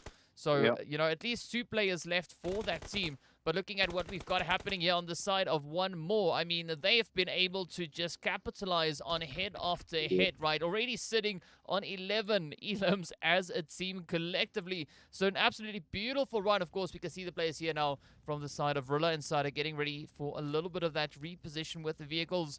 The zone is going to be the decider, right? If it moves north, it's going to swing in favor of one more and the players there from BBC. But if it moves south, it moves in favor of RILA Insider, and they are going to have their hands full with the pushes coming through. Indeed, because they do have a full squad of Relay Insider boys just waiting to make their way over. And it's not like it's one or two players, it's a full squad. So it's not going to be that easy to get them all out. I mean, we saw a couple of throwables coming their way. They managed to survive all of that. So big ups to them for managing to do that, as we do see the Blue Zone now just on the edge over here with Matrix. He has some cover to work with, but I mean, it's going to be rendered useless if they do need to push forward. As you said, 1-0, it looks like it's to go their way. Just the simple fact that they find themselves in cover, even if the zone pulls towards the boys here from a Relay Insider, they still have some cover to work with. BBC also, two-man squad. They can maybe just try to get the boys from a Relay Insider and one or more just take each other on and then make their move. That would be the better decision, because there's 8 other players that they need to go for as they are trading nades for nades. There is a distance, but not one landing as yet. But let's see what happens. It's going to be a tough top 3 battle here between all 3 squads. Yeah, definitely going to be a very tough play nonetheless. But of course, now we do have a few of those pushes coming in. The RILA Insider squad now going to be moving on forward. It is going to be Jamaica to welcome them in as they come rushing up. And down goes Matrix. So beautiful spray coming in there from Jamaica. The rest of the squad now going to be looking to step it up as well, as we can see Jamaica now just dealing those devastating hits one after the other. Zeke getting confirmed on up. We got Marley also still looking to push on forward. Overkill getting taken down. The confirmation is going to come through any second now. Of course, RILA Insider down to Trip and Marley. The final 2 hopefuls. Matrix not looking too great with regards to those health bars. But Jamaica and Big C getting ready to mount the aggression. Up comes the push. Down goes Trip. And now it turns on to Marley to try and hold it. But Marley, of course, now quickly trying to sneak that res up in towards Matrix. Already the players here from 1 more. They've added 1 more Elam. They are now up to 12. But this is where I'd be very scared of what the players there from BBC are going to be bringing through. As you can see, Pixie now stepping up. But it is going to be up to the players now from BBC to come in and try and capitalize, because they have not taken any engagements here. They've just been sitting back waiting for the other 2 teams to kind of fight it out before they start to kind of play out their final strat. Beautiful, beautiful. They should actually be reading the kill feed right now, because then they would realize this is the moment that they've been waiting for. I mean, we said that earlier on with this last 3 teams. It looks like BBC has the best position, and also because they were just busy trading with each other over there, Relay Insider, and the team that just got taken out earlier on. I think it was, 1 more. They need to make the move as fast as possible. They are losing time. Relay Insider is still low. They did just manage to get their first 8 kids up, so it's going to be now a little bit more difficult for BBC. They had an opportunity. It's gone, but let's see how they can hold themselves up. Nate coming in by INA strips. Look like he has spotted Nihal. Chucks it upstairs, but he is downstairs, so that's not going to take that much damage, as it's going to be a battle of throwables here. Kratos gets founded. He is down, so 1 more to go as the nade gets returned, also getting a knock in. It's going to be a tough one. 1 more to go. Now he gets the Elam over there. Oh, it's going to be a tight one. Nihal, what are you going to do? Let's see as he clutches this one to go up against Philip in front. Here comes someone, jumps down. He has the AWM in hand, and he gets the Elam. Wow. Well done. Wow. Well done. Yeah, well done indeed. That was such a beautiful play coming through there from the players of RILA Insider, picking up that winner chicken dinner, and of course walking away with 8 eliminations to their name. BBC taking 2nd position, coming in there with 5. And of course the players there for 1 more, just going over and above, finishing on 12 eliminations to their name. Absolutely phenomenal performance coming in there from 1 more. I mean, I'm actually quite surprised that 1 more got taken down by RILA. I mean, they were on such a rampage. Yeah. I was actually quite surprised that, RILA was able to kind of, just overpower them. Yeah, indeed. We didn't see that one coming a mile away, but well done to RILA Insider. They managed to prove no matter what the zone says, we have the ability, and they did just that. And they managed to pull through and get the chicken dinner from being in probably the worst situation between the 3. I mean, Well what done. a play. What a play. Of course, UMBRA taking that 4th position with 3 eliminations. We got Virtual Gaming up in 5th place again with 5 elams. But as we look a little bit further down, we did see, a bit of effort being put in by the players there from SKYROCKETS as well, picking up those 6 eliminations. And then as we go a little bit further on down, we can see this is where those eliminations really start to drop off as the teams were having a really tough run. I mean, Slime getting sent back empty handed, but Lag as well. The first team back into the lobby. So, very, very tough run indeed there for them. And of course, before we head back onto camera, we're going to be taking a quick look at our stars of the match. Will be none other than Pixie as our match MVP with those 6 eliminations, 488 damage dealt. It is going to be Matrix from RILA Insider getting our best companion. And then, of course, Trip also then picking up that final hit to close out the match. So very, very impressive plays coming from these players once again. Now, Vector, I mean, Miramar really not disappointing here as the teams No. stepped up. They kept the tension super high, super difficult. And I mean, with that, it was such a challenging final few circles to play through. Well, I thought I was watching a little bit of Sanok there within Miramar, but I mean, the way the teams handle themselves in the situation that they found themselves in, just coming out of, I mean, like situations where you don't expect, and just Mm. taking over, teams taking on teams that usually gets the better of them, coming out victorious. Well done to everyone, and I think the name of the word that stands out the most for me here in game number 1 and 2, it is consistency. So there's going to be a shout out for one more for keeping that consistency, getting in the top 3 in both games. Yeah, I mean, I'm pretty sure they're going to be quite happy with the amount of points they'll be finding at the end of this Mhm. match. So, what a great performance that was coming in. But of course, that means we are going to be taking a very quick break while we get all the results calculated. And of course, we are going to be loading right in towards Sanok for our third match of the day, heading straight down into the jungle to get up close, personal, and a little bit sweaty as well. So be sure to stay tuned. We'll be right back with even more PUBG action right here on the International Africa Gaming Cup, brought to you in partnership with the Republic of Benin and Nice Cactus. Let's go.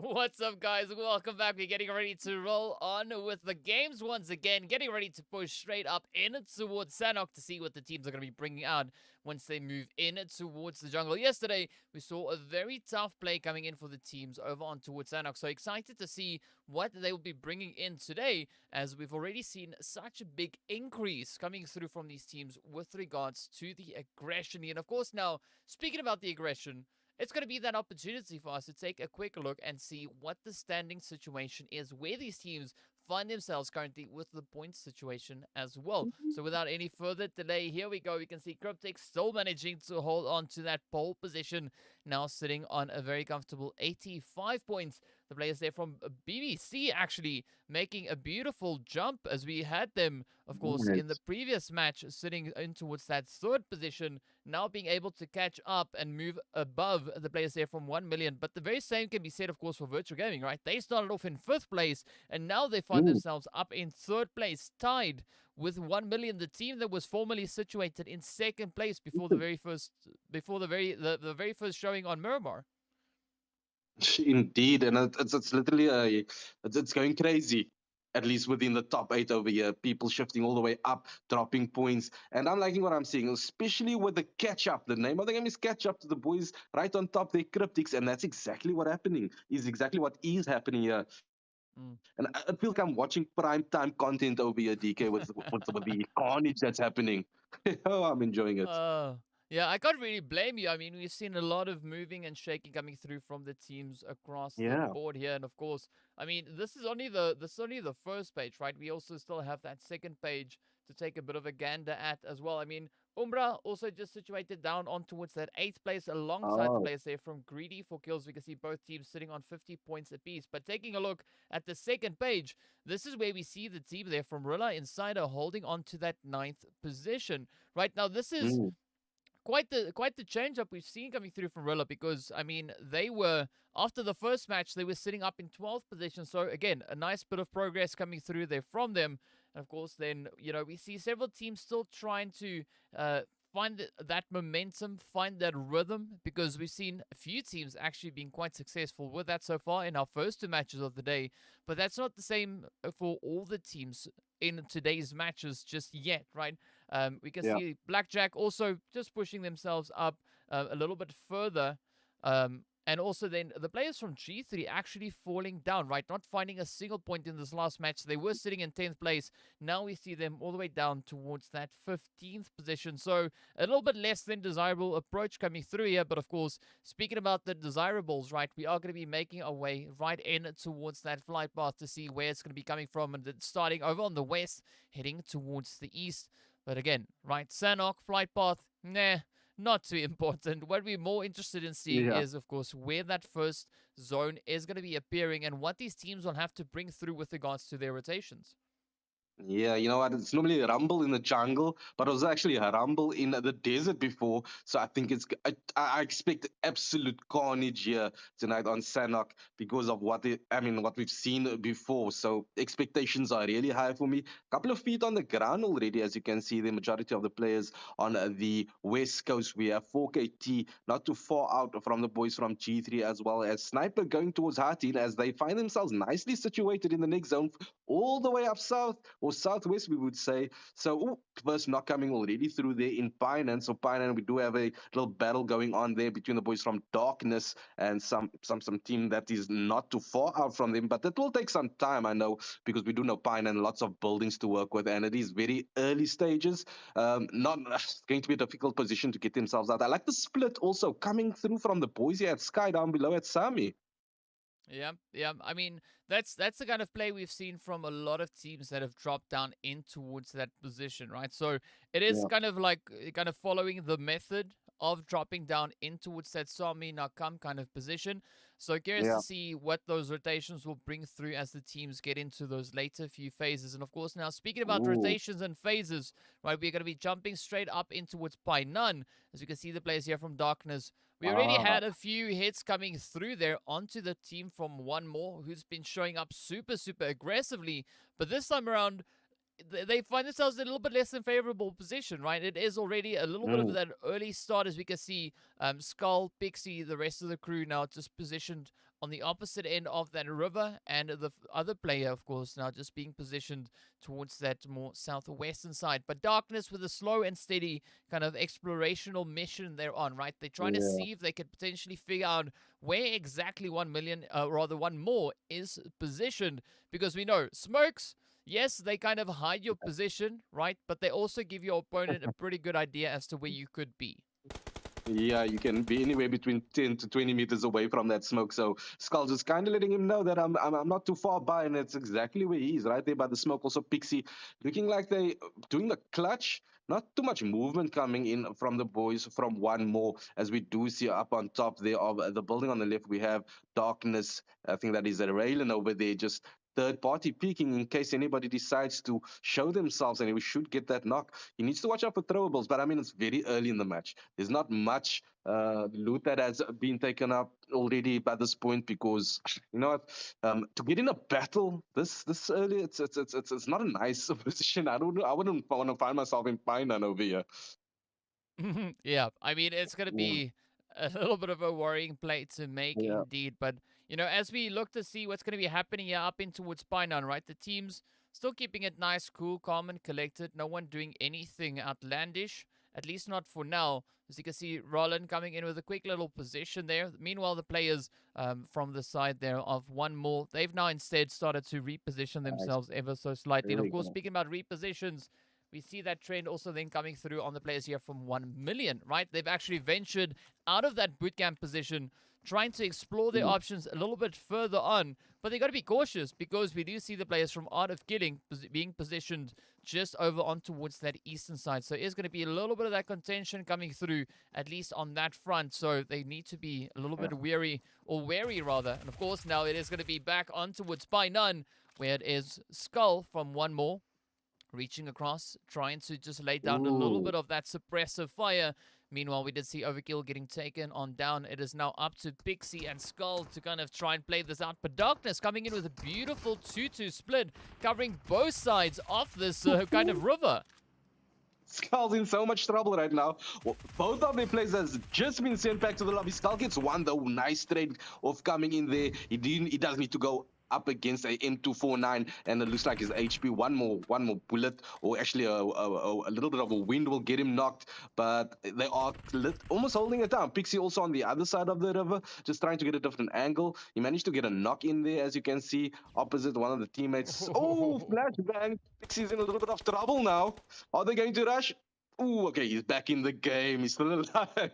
That's the question always. Once you get flashbang, what's going to happen next? Where can I go? But Pixie holds it down beautifully. He doesn't get scared. He stays on his spot. He knows he's in cover, and well, I love what Pixie just did over there, because he has two players on his tail over here, both are rocking 7.62 guns. So Pixie needs to watch out. Maybe get to himself to a different position, or I mean, he's going to have to clutch his way out of this one. Here they come. Here they come, making movement now, firing through the window.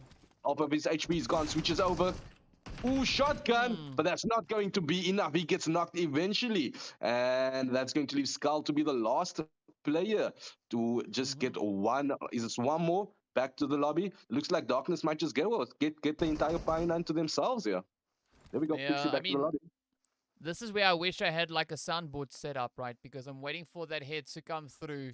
Um, like when Darkness now could potentially get the squad wipe on towards the players here from one more. This is where I would play that, hello Darkness, my old friend. Ah, I was thinking the Uh, same thing.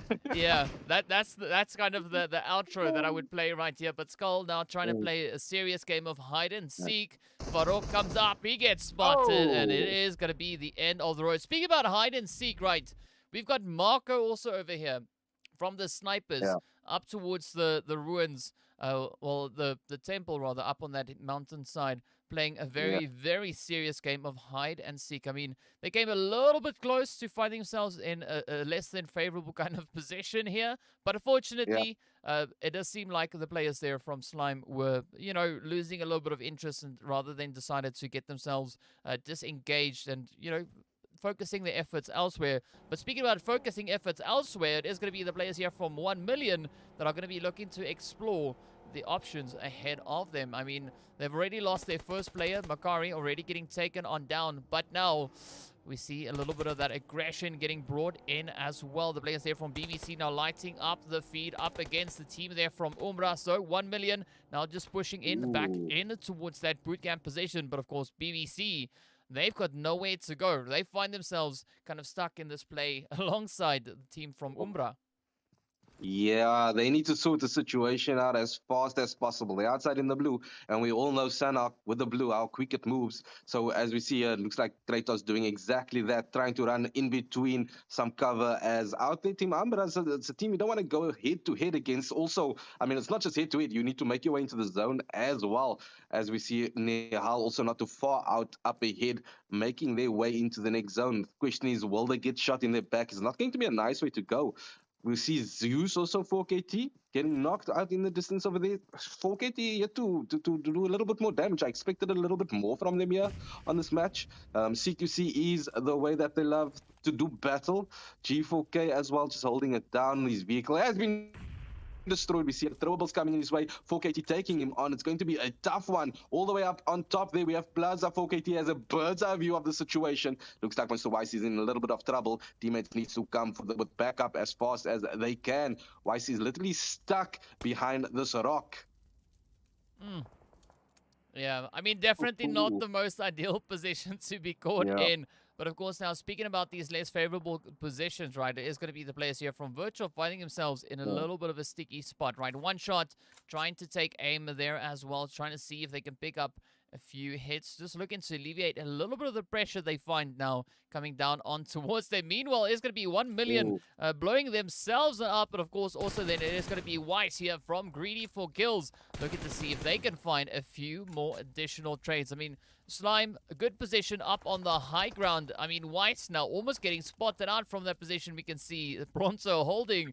So, you know, all we got to do now is just wait to see how this one is going to start to play on out.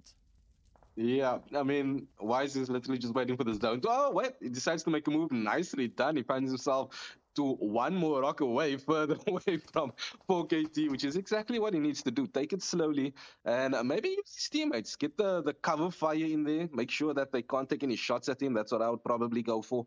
But yeah, it's going to be a tough one to get out of. And we will watch the kill feed if he actually makes it out of there as we move on over to the CRYPTICS over here. I like the spot where they find themselves in, also just having a good angle from anyone who decides to come over that bridge. Also, they have high heels over here.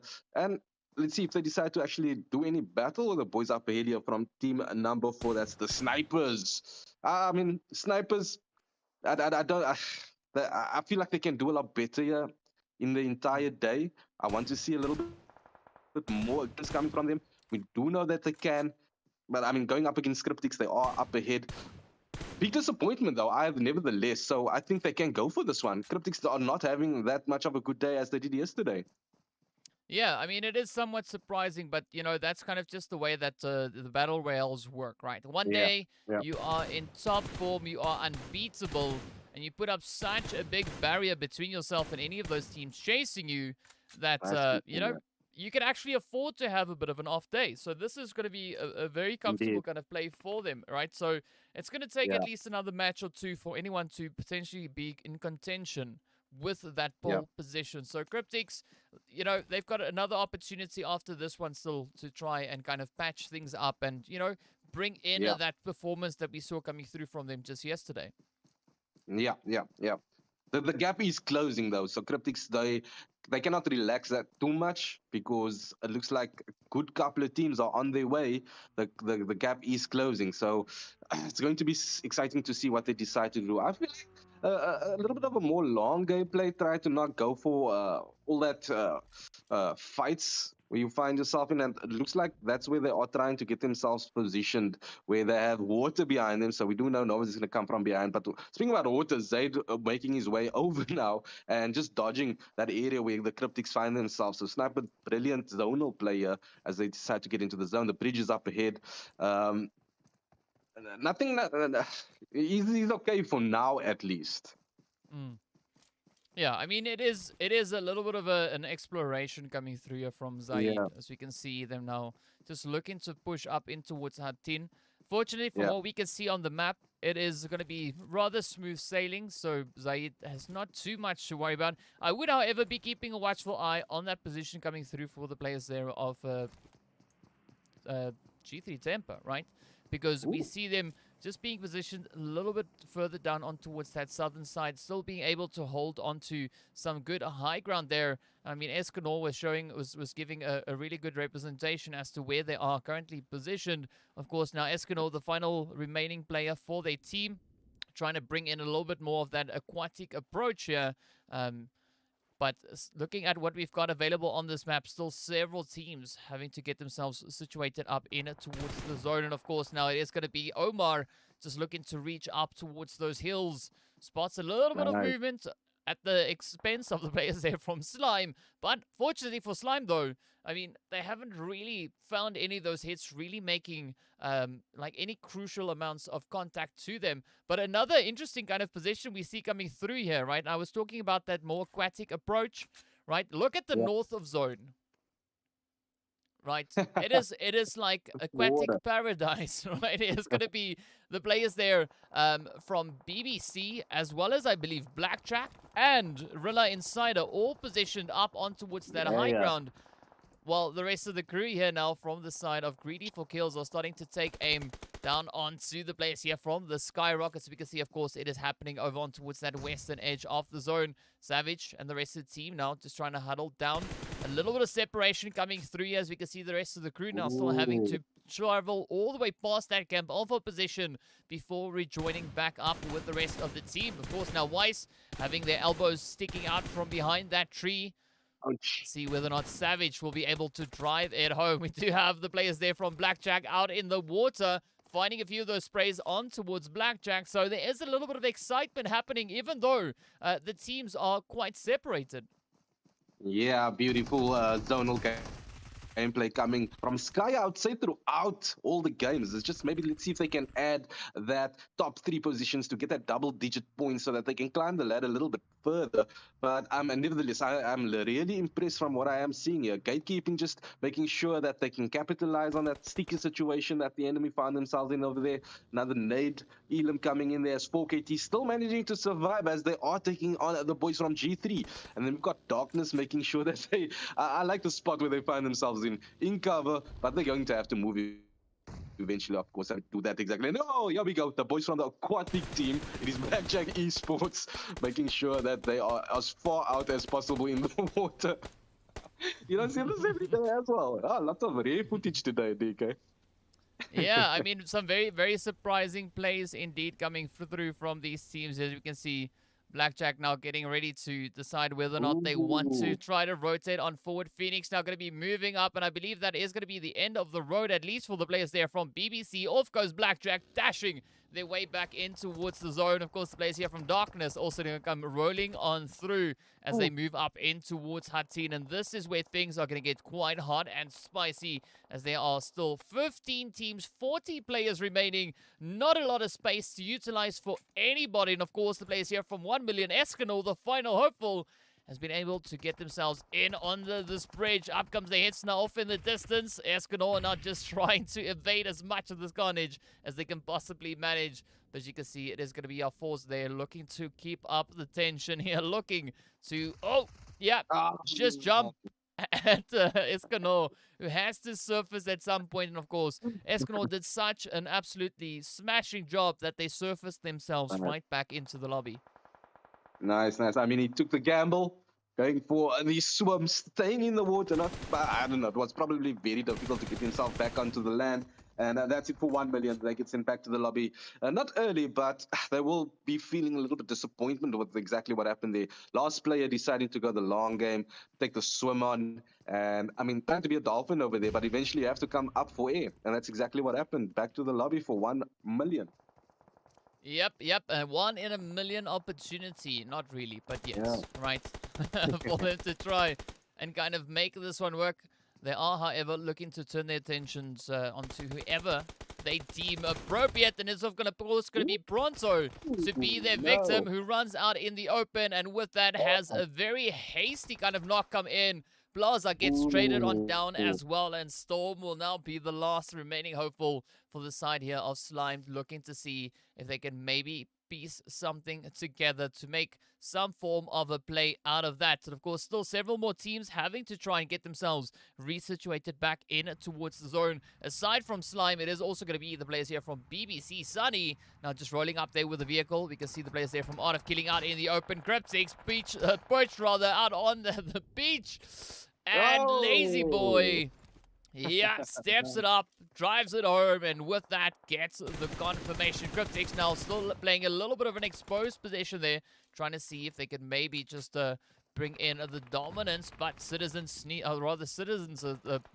X there from Snipers coming in with a little bit of a contentious play, just adding an extra bit of spice into the mix. We've got the players there from RILA Insider as well now, finding themselves out in the crosshairs. It now turns to Marley, the final hopeful for RILA, as they are getting rushed. Up comes CRYPTICS and those third-party hits, so the pressure definitely on now.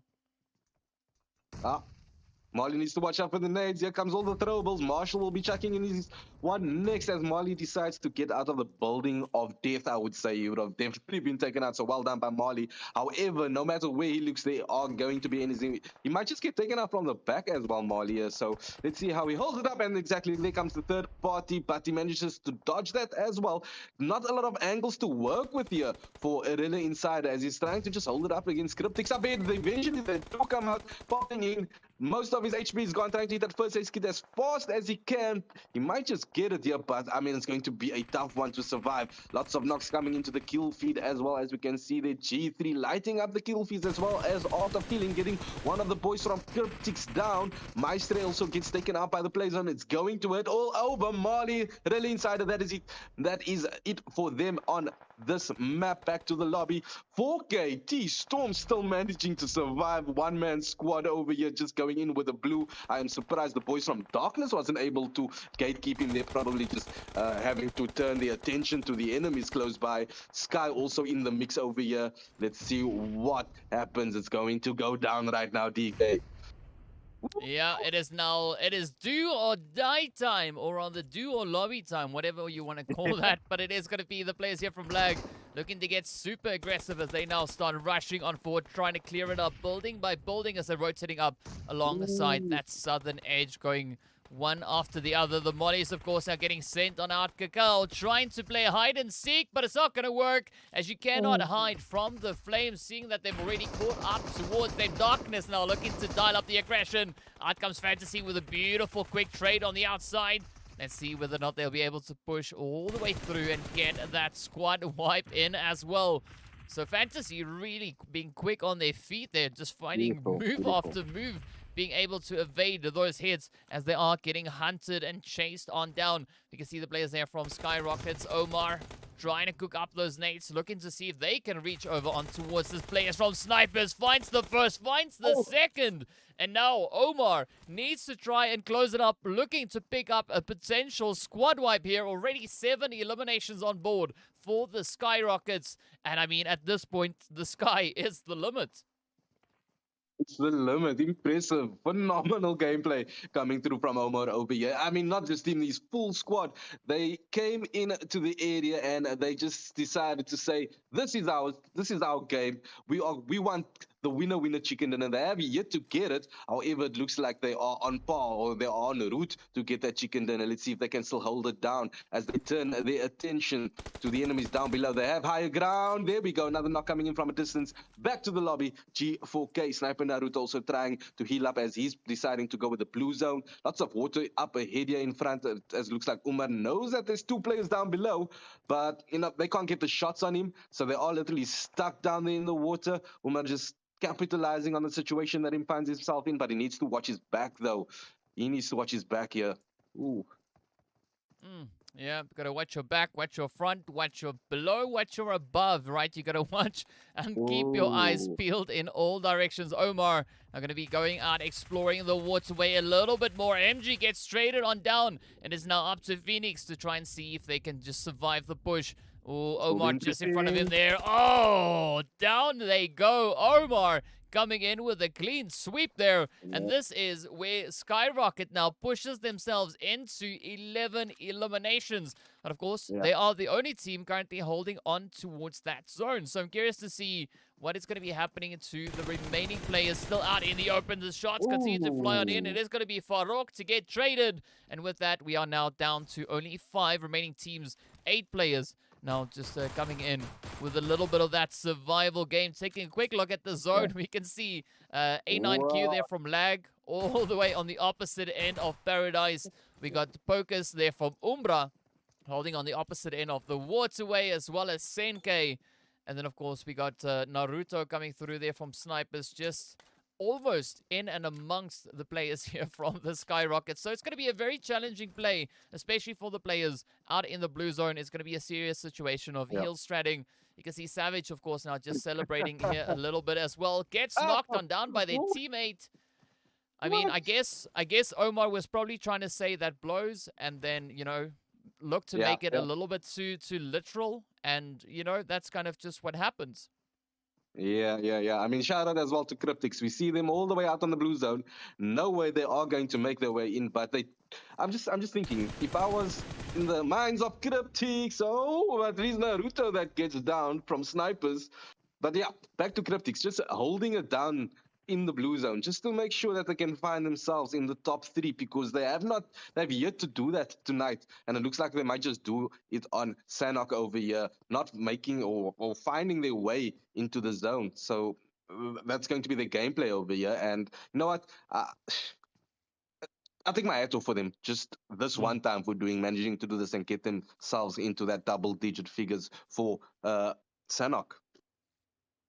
Yeah. I mean, you gotta do what you gotta do, right? So, Yeah, I mean, yeah, something that we've definitely been seeing is that teams are not necessarily going for the hill strat as their primary approach, right? yeah. It's more like a secondary, tertiary kind of play to be making here. But it is going to be a race to the finish between Lag and Cryptics, as we can see A9Q sitting on only 2 meds left, Senke sitting on 3, Senke trying to catch up, trying to stay ahead, now down to 2, A9Q down to 1. This could be the final play to come through now. Lag on the final mid. No, Senke goes down first. Lag gets that second position. What a finish. I mean, that was like It was intense, tight. right? It was down to the final press of the button to see who was going to lock in that victory. Yeah. Of course, there's going to be the players there from SKYROKETS. No surprise, taking the winner chicken dinner, walking away there with 12 eliminations alongside their 15 placement points. But of course, then the players there from Lag just managing to kind of strap themselves into second position with 5 elims. Cryptics also picking up 5, but sadly, they only made it up into third place. Of course, it is going to be Snipers taking that 4th position. Umbra up in 5th. And then we got Darkness, Blackjack, players there from Greedy for Kills, as well as G4. G4, wow, I added in a number. G3 Temper up in 3rd place. And then, of course, Slime 4KT. See, that's where the 4 was supposed to be. Over Yeah. in towards 10th position. We got Art of Killing in there as well. RILA Insider. We've got BBC. We've got Virtual Gaming. 1 million and one more. So a very tough play once again. I mean, the teams took a little bit of time before getting into the action, but once they kind of got that ball rolling, it was just an absolute bloodfest. Of course, our MVP of the match will be none other than Farouk there for Darkness, picking up the MVP and the Best Companion award. So, I mean, might as well just go at it, right? Either go big or go home, and Farouk went both ways, right? Went big and Yeah. then went out in 6th position with 6 elim. So a really strong finish coming in there for the players of Darkness. But again, a very satisfying play coming in on towards Sanok. So, I mean, that gets me super amped to see what is going to be happening in our final match of the day. I mean, Skyrockets coming kind of out of left field, right? Just Yeah. being able to assert their Wow. dominance moving into these later few phases and actually making it super contentious for whoever they were able to find up ahead of them. Indeed. And they dominated. They rocked the entire Sanok. I think every rock should have their tag written all over, because I mean that's just the way that they dominated the entire match over there, and they got them the chicken dinner for the first time. So Lovely done by them as well. I need to say for lag as well, they bring a little bit of the consistency. They lost out in game number 2, but they came right back over here in Sanok, getting them the second place as well. So I'm expecting to see the look on the log a little bit later if they can actually stretch that gap a little bit further from Umbra. I believe they were on top of, and get them closer into that top 3 positions. Yeah, I mean, okay, so I gotta say it right. It's not Umbra, it's Umbra, right? You gotta say it. Umbra. Yeah, you Okay. gotta Umbra it, right? That's just the way. That's the way it's supposed to be, right? Whether it is, Thank you, whether guys. it isn't, that's what I say. It's Umbra, right? So, but yeah, I mean, some very surprising plays coming through on Sanok, definitely, and of course, that only means that we are gonna be moving into a very quick break as well, while we get those results calculated and the final match of the day loaded on through. So be sure to stay tuned, and we'll see you guys right back after the break. Yep.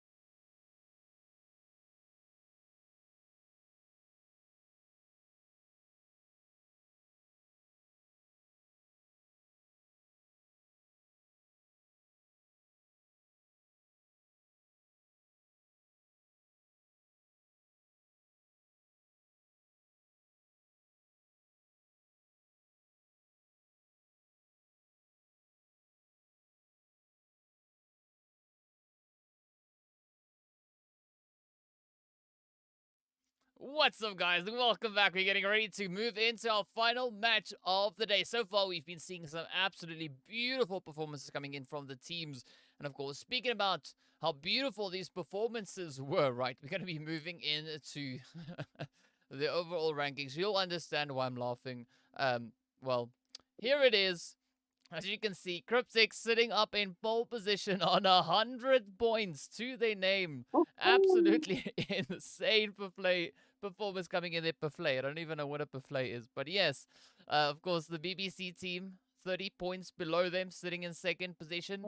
Team Lag SKYROCKETS only 1 point behind BBC, as we can see they're on 69 points apiece. But some great consistency being shown by both Lag and SKYROCKETS. I mean, look at Indeed. the placement eliminations, right? 32, 37, 37, 32. I mean, you couldn't Mm. have asked for a more perfect kind of, round up coming through from these teams, getting ready to move into our final matchup of the day. So, quite excited to see what they'll have in store for us as the teams are getting ready to move into the action once again. And you will not believe it, my mouse disappeared again. What on earth is going on? Yeah, yeah. You know, while you find your mouse, I just want to say the teams that's managing to get themselves in the 30s, the 30 eliminations, look at that. Team like Skyrockets, Virtual Gaming, 1 million. And that's just proven to show that it's going to keep you up there with the best, not just falling one short from CRYPTICS, which is they have the 38. Skyrockets has the 37, second most elims, and they are in fourth place at the moment. No chicken dinner. So let's see if Skyrockets they can push for that top three positions. They managed to get in there in the last game of the year on Sanok. I believe they came in third place, VK. And then, wow, what a performance. No. First place, right?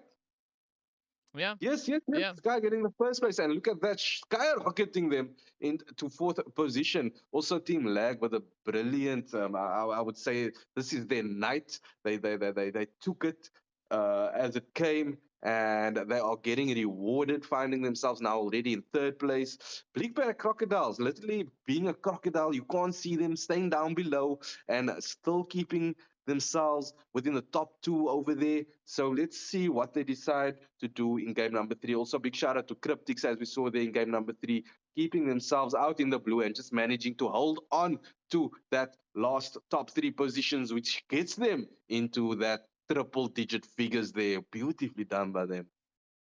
Yeah, definitely an absolutely beautiful, beautiful play coming in there from the players of CRYPTICS. But of course, speaking about beautiful, right, we are going to be hopping into the plane to see what the teams are going to be bringing on through, as we can see the flight path down below. This time around, coming in from that southeastern side, rather, heading up towards that kind of Zaki position. This is just a rough Ooh, guesstimation from my side, right? That's kind of what it looks like. But of course, we'll have to stay tuned until we can actually open up that map and see exactly what this flight path is bringing through. But for now, the teams will have the opportunity to start to make their way on down. Um, yeah.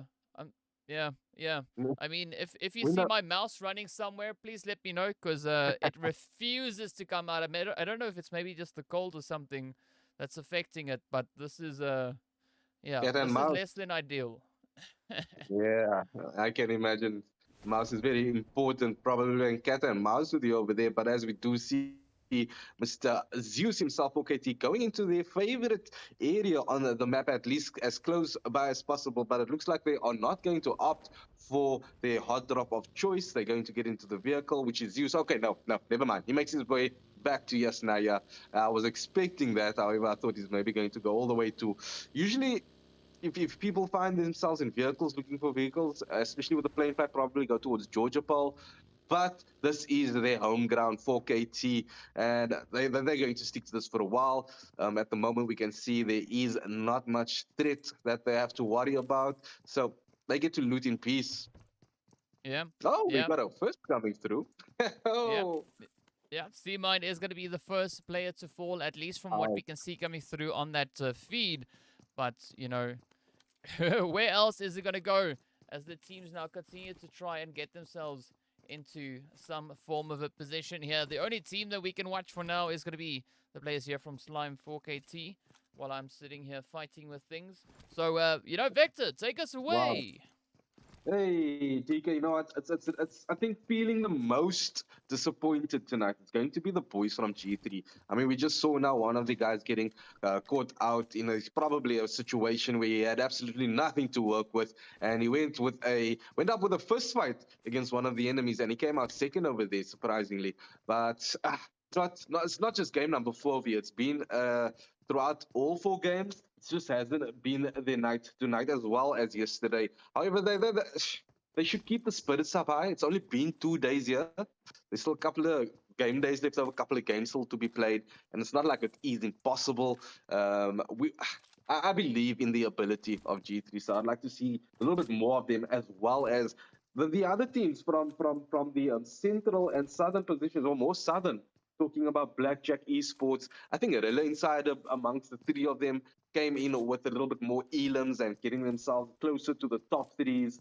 But yeah, southern regions, we know that they can do better, but it is the other regions, central, east, as well as I would say north, in there, just dominating here the entire Africa so far in game number 1 and game number 2, or day number 1 and day number 2. Sorry. Yeah, game number Yeah. 1, day number 2. Yeah, I mean, Where am I? there's a lot of plays that can be made here, right? As we can see, especially like the players from Slime, they've not had the craziest run so far, right? Coming into this match, we see them sitting on only 30 points in total, which Wow. is a bit strange, right? Because we're accustomed to Yeah. seeing a lot more coming in from from Slime. Yeah. Yeah. Indeed. I mean, they started off the night here with 19 and only getting that couple of like 11 points in total in 3 games. It's a rare sight to see coming in from 4KT, just having a little bit of a difficult night tonight. I wouldn't say a little bit. I think because we know what they can do, it's probably one of their worst nights in their history, I would say, from what I've seen. So, you know what? I expect them to go back to the drawing board maybe after tonight, no matter what they bring in game number 4, because I would expect, if anything to happen, maybe get a chicken dinner as well as a good couple of elims if they want to change it out and go out with a bang, at least just to forget the last 3 games, because it's going to have a strain on you mentally, definitely, with the performance that they've put in thus far. Yeah, yeah. I mean, so all they can do now is look to try and find any great potential angles to play on through here, as they now continue to just try and find a little bit of that loot up. As we can see, of course, still 16 teams remaining. We have not yet seen any major engagements happening so far between any of our respective teams here. But of course, Mm. that can change at a moment's notice. Ooh. Yeah. Indeed, and just as you said, that one of the boys from Big Black Crocodiles, who actually currently are in second position, just getting knocked there in the kill feed. So it looks like they are doing a little bit of a battle. Might just be a split, as we don't see any other knocks coming through. And I will put them on the back foot. They're doing really well though, keeping themselves in second place. I mean, throughout the entire tournament thus far, I think for me myself personally, they have been the most consistent team here amongst everyone. Yeah, yeah, some really, really good showings coming in. But I mean, all will be rather revealed once the teams have an opportunity to get themselves into a little bit more of those favorable angles, as we Yeah. now wait to see what it is that Slime is going to be bringing to the table, and if anyone could potentially be looking to stand up against them, Mm. looking to apply a little bit of that pressure on them as well. But for the time being, it does seem to be rather smooth sailing. So, Yeah. yeah, we just gotta wait. Yeah, this is fun. This is fun. If I find myself in a lobby with players like this, I would be partying right now in the middle of the road over there, just knowing that there's absolutely nobody to worry about, because a few minutes or a few moments later, it will definitely go down. It's rare that you find yourself in a position, especially for me, a hot drop would be, Yasnaya would be a hot drop. But it seems like nobody opted for that position besides our boys from 4KT. We know they love that position, as they make their way slowly now out of Yasnaya. And I think, it's time to hunt. It's the final game. That should be next up on the list for them. Yeah, all will be revealed. Just cover us up a little bit. Let me try and go get a hammer. I'll be right back. Okay, okay. DK going to get himself a hammer over there. I'm not too sure what he's going to do with it, but maybe it will be a little bit more useful for the boys from 4KT. Because I mean, I just want to stay on the subject over here with 4KT. We've seen them get themselves into a lot of favorable positionings where they find themselves with the ability or the chances to get a couple of knocks in, couple of elims in total as well. However, just tonight, it hasn't been a night to get themselves for in the double digits when it comes to getting that first, second, and third. And joining them in that bracket, I would say, will definitely have to be snipers as well. They did a little bit better in the previous game at Sanok. But yeah, still can do a lot more bit as well as art of killing. The knocks are coming through now, as you can see. CRYPTICS, Lazy Boy has been knocked. Sniper also coming into the kill feed, getting one for them. Just as we mentioned, Sniper. So let's see if they can take that right throughout the entire gameplay. Zeus, 4KT, and teammates are just literally driving around. It seems like the price of the gas has gone down here on Irangle. So they're just enjoying themselves, taking a drive out on their buggy on the hills. I don't know, maybe looking for trouble. I'm not too sure what they are up to, but nevertheless, they're enjoying themselves. UMBRA also getting themselves now in the kill feed, and they are taking on the boys from Sniper as they get two knocks. Zaid is the one that gets founded, and we got a bolt action coming in once again by Marshall. Seems like Marshall's weapon of choice there would be the Car 98 as he gets another knock here tonight with his weapon of choice. Scatterboy comes in eventually and gets Darkness as they looking to be the third party in the battle, and they are taking the brunt of it over there as CRYPTICS are on fire in the kill feed, literally lighting it up.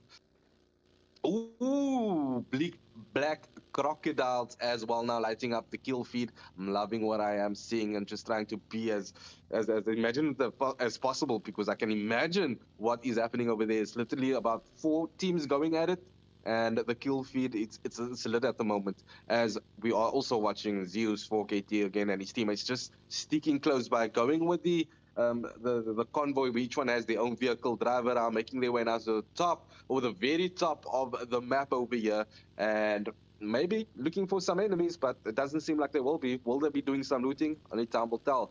UMBRA lighting up the kill feed. Sonny finds Knight there with the grenade. What a knock, and then Sonny takes him out eventually with his M762.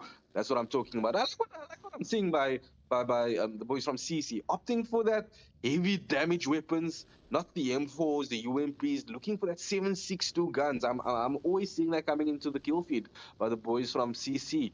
The M762, I've seen the AKM, they went for the bolt actions as well, as we saw there coming in. I think it was Sunny. Yeah, so that is a rare sight indeed to see, but they're rocking it, and I think maybe that might just be the reason why they find themselves in first place. Because whatever battle you find yourself in, especially that CQC situations, which they always find themselves in, you are bound to come out on top with that amount of damage. Here we go. 4KT Zeus has somebody in his sights, and they might just take them on. It is going to be Blackjack Esports. Oh my word. So it's going to be South versus West over here on the last game of game number 4. Nearly getting the knock now. He's super low. Zeus will approach, or try to rather get it off an angle. Let's see where he decides to go. This might be a good opportunity for them to capitalize on, but it looks like he's pulling a little bit further back and probably going to maybe go for that long gameplay. It looks like that is the option over here. Or is he just going to try and fool them? I'm going away, but oh no, I will pop up right behind you. That will be interesting. I would love to see something like that pulling through here from Mr. Zeus. But it looks like a little bit of surrounding gameplay. He's keeping the perimeter. They are central from where he finds himself. But okay, the straight line is continuing straight, and he might just not go back towards the boys from, I think that was Blackjack Esports out there in the compound up ahead. So 4KT deciding to not go ahead with battle this early. Um, I don't know. I don't know. You know what? That can go anyway when it comes to these battles this early in the game, and it's a big gamble that you can take, especially if you're trying to climb the leaderboard. I mean, every team in every position right now at the moment, guys, it's a big question mark. I just want to take ourselves back as well to the conversation I had with DK when it comes to the strategies that everybody's bringing to the finals over here. I would like to actually see exactly what they did in the qualifying stages, where the top three teams that will fight tooth and nail to get into that top three positions, which they did brilliantly, by the way. And a lot of the teams actually sitting back here towards the end of or the finals, and it's not serving them that well.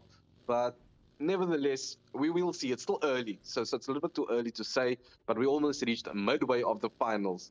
There we go. The next zone has been decided already, as we do see 4KT still sticking towards the northern side of the map, as they might just pull up next to BJE, as they are not too far away. G4K getting one of their first knocks there in the kill feed. It's about to go down because the zone is quite small. We've reached the middle stage. There we go. One of the boys from VG gets sent back to the lobby. It is G4K that is capitalizing on their situation, as YT also Maestre is down. Shots coming in. They need to watch the vehicle explosion. It's going to be a tough one. Smoking up, making sure that they are covered. He's got the revive on Skull. We are playing medic beautifully, covering his vehicle, covering his teammate, and there we go, back up on his feet. Shots are going to come in. I believe that is out really Insider. Really Insider being one of the teams from the Southern Hemisphere that I think put in a much better performance here in day number 2, getting their chicken dinner in game number 2 as well. So let's see what happens. YT also here to put up or rather Art of Killing to put up a little bit of a better performance. Yeah, and G4K now just looting, making sure that he is in cover, getting back to his team now. Split up from his team, shots coming his way, and it's unable to dodge that one. Unfortunately, he gets knocked and will probably get sent back to the lobby as he is caught up out in the open. CRYPTICS also rushing, trying to get forward into the next battle, as G4K Umar also now needs to make his way into the next zone. But these CRYPTICS that is dominating with their triple digits, making their way to 100 points in total here by game number 3. So let's see what, I'll be interested to see what game number 4 brings them, exactly how they decide to go about their gameplay here tonight. UMBRA now making their way into the kill feed. One more getting their knock with a nade. Beautifully done also. That's about the third knock coming into the kill feed. I'm not sure if they got any elims thus far, but it looks like they are going for the more what would you call that? The approach where they can take teams on, get some elims to their name, and just get that gap a little bit further, as we are watching Muteza taking shots on one more. Lovely done. I got it right here. One more and one more. I keep on getting confused, but I got it right there that time, DK. Yeah, you did. Great job so far. But of course, now we're looking to see what our final 12 teams are going to be doing. So if anyone missed it, like I see a question popping up in the chat there, asking why the camera was stuck on Zeus. I'd love to give you a really good reason. The simplest one I've got is my mouse disappeared. It refused to do anything. So I had no control over anything whatsoever. All I could do is to sit and watch and wait for something to happen. Eventually, as you can obviously figure out, you know, things started to change up a little bit. But now we get to see what the teams are going to be doing, as everyone is going to be looking to push through with some form of a rotation, looking to see if they can find some ground to call home as the rotations now continue to push further and further forward. Of course, the players here from Art of Killing are going to be moving in on that western position. But we are looking on to the players there from UMBRA as well, right? So I'm curious to see what's going to be happening, especially now with the team there from Greedy for Kills just off to the side. But looking at where Art of Killing is going to be moving, they could actually be rotating right towards UMBRA and Greedy for Kills down on towards that southern edge. Oh, they will find themselves in a sticky situation over there, because all 3 of that teams will be fighting tooth and nail to just come out victorious, because it is their last game of the night. None of them are getting themselves in the top 3s. So I don't know.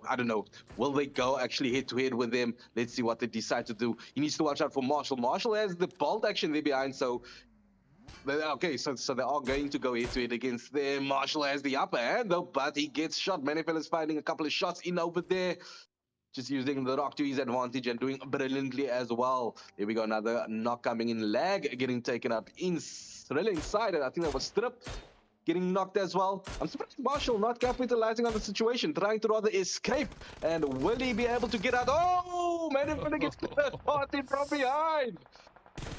Oh, man, Phyllis Tough goes one. down. We got Fantasy from Lag also falling right on down. We got A9Q playing a serious game of Let's Keep Quiet. Of course, it is going to be Cacao and 1-9 looking to roll on through over on towards this western side. When you got the Skyrockets also looking to show quite a bit of aggression on towards Starboy, who gets traded on down. Beautiful sprays Ooh. as the shots just make such great connections. Of course, Omar being the next target to get taken down, as it is going to be the art of killing looking to show us what they can do in retaliation of that. Savage picks up Master though. Beautiful nade getting sent across, but it's going to be a 1v4 Skull. Oh, picks up the first one, but down they go, not being able to keep up the pressure there. Of course, we can see Lag now taking a quick little bit of a position, just trying to push up in it towards that little bit more favorable angle. They are just somewhat towards the north. But of course, speaking about the north, on the southern edge, we've got several more sprays now still erupting as the players here from Greedy for Kills are looking to contest against the side of UMBRA. Both teams still having to try and cover sufficient ground to get some strong anchor positions actually dialed into this phase. But of course, now it is going to be that opportunity for Omar to try and just ride up along the edge here. We've got Weiss keeping a very watchful eye there on towards UMBRA. And speaking about these watchful eyes, we've got the players here from Blackjack also finding themselves under quite a bit of pressure now on the eastern edge. So you can see the sprays coming through, trying to reach across on towards Lack, but the players there from One More are going to be reaching in with a few hits of their own. Meanwhile, we see a few more nades also starting to pick away at these players. Slime trying to push in as well, heading in the direction there of the players from RILA. Insider, good position being played here by Zane. As we now look on towards players here from Slime 4KT. You can see Plaza just patiently waiting on the outskirts of this underground bunker, looking to see if anyone's going to dare venture down. And this could be such a bottleneck actually now for the players there of RILA Insider to try and get out of. Yeah, this is going to be one exciting battle between Blackjack Esports, RILA Insider. Then we have one more out there in the distance as well. So that's going to go down over here within the tunnels. So Plaza just making sure that he's smoking a couple of nade coming his way, nearly knocking him out, and that would have put him on the back foot. So 4KT finally finding themselves in a situation, just as I was about to say, situation, he gets knocked out. And what a knock that was indeed, as Pronto now coming in from a little bit of a distance here, just trying to provide a cover fire for his teammates. RILA Insider is in his scopes though. Maybe a couple of shots into that smoke will get a couple of knocks in. There we go. He decides to fire in. Can he get that? Yeah, how lovely done. Spots Marley, gets the knock. Marley might just get Eland also sent back to the lobby, but nope, manages to find himself back into the smoke as Pronto that decides to now push in forward as the blue zone forces him to move forward to the rest of his teammates. Here comes the rush. Yep, and quite a big rush it will be, as you can see RILA Insider now just absolutely covered up in the smoke, but up comes the hits now as they take their attention rather on towards Slime 4KT. We got Zeus and Pronto just holding up on the edge there. Pronto with a quick reposition of the vehicle. Somewhat of a strategic play, but let's see, will it work out favorably for them? Oh, Zeus does not survive the spray. And this could be a play now for Storm to come in with some crazy hits. Marley now also trying to get a foot to stand on. Spots the players there from RILA Insider. Gets up, puts a beautiful hit across. But it is going to be an absolute bloodfest once again as the teams continue to step up. Marley trying to move back up into safety. It is going to be a very contentious play still across the board. The players there from SKYROCKETS finding hit after hit, so much so that they trade off the team there from the SKYROCKETS. Off they go. Now Storm taking their attention onto the players there from CRYPTICS. One more also just holding up right there alongside them.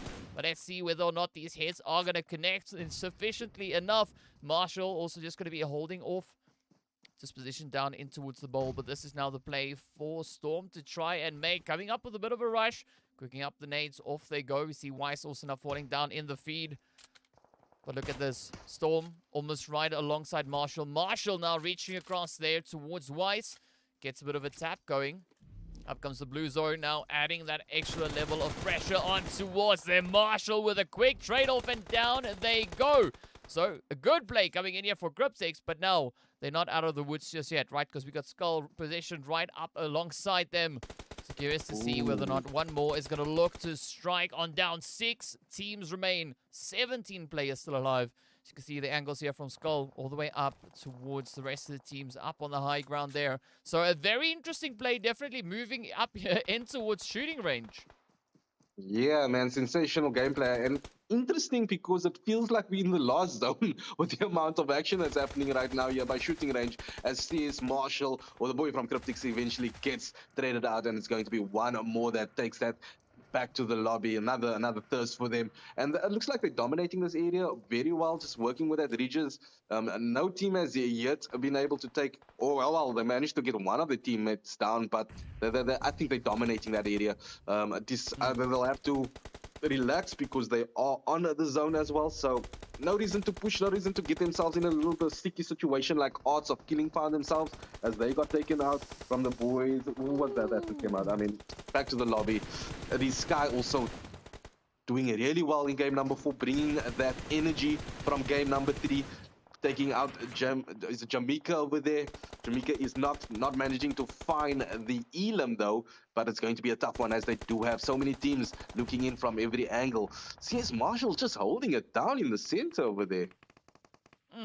I mean, this is a very, very tough spot to try and play from. I mean, we've got Skull just off in the distance. They're trying to see if they could potentially reach across. And, I mean, we still have 5 teams left, right? So, UMBRA down to 1. It's going to be Morteza looking to roll on through. Omar putting up a little bit of the smoke there, as we can see. Morteza on the approach. The vehicle taking several hits. Quickly managing to duck down in behind the vehicle for some coverage. But as we know, right, that's only temporary because the vehicle can still go boom, which of course then turns it into some nice hard cover. But, you know, there's a little bit of a trade-off in between that, waiting for that explosion kind of to happen. We've seen teams really use that quite favorably.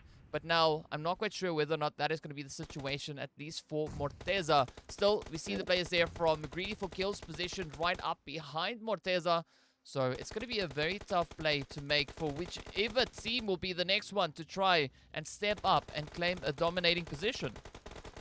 Yeah, it's going to be a tough one, and it looks like it's going to be between one more and the boys from Sky once again to just dominate the area down below there at shooting range. As Muteza looking like, I don't know, is he going to go actually to try and gatekeep against 2 full squads? I mean, we have Marshall from CRYPTICS down there below as well, which will probably get taken out anytime soon. But I mean, once again, he's just holding it down excellently all the way at the back there. I think it is G4K also holding it down, just taking the time before they do coming. Yeah, Motez is doing really well, just holding himself on that lower ridge line, also a little bit above the boys from 1 mil. So in a favorable position as well. That nades can land if he chucks one there towards 1 mil. They might just be in a tough situation if he lands that one.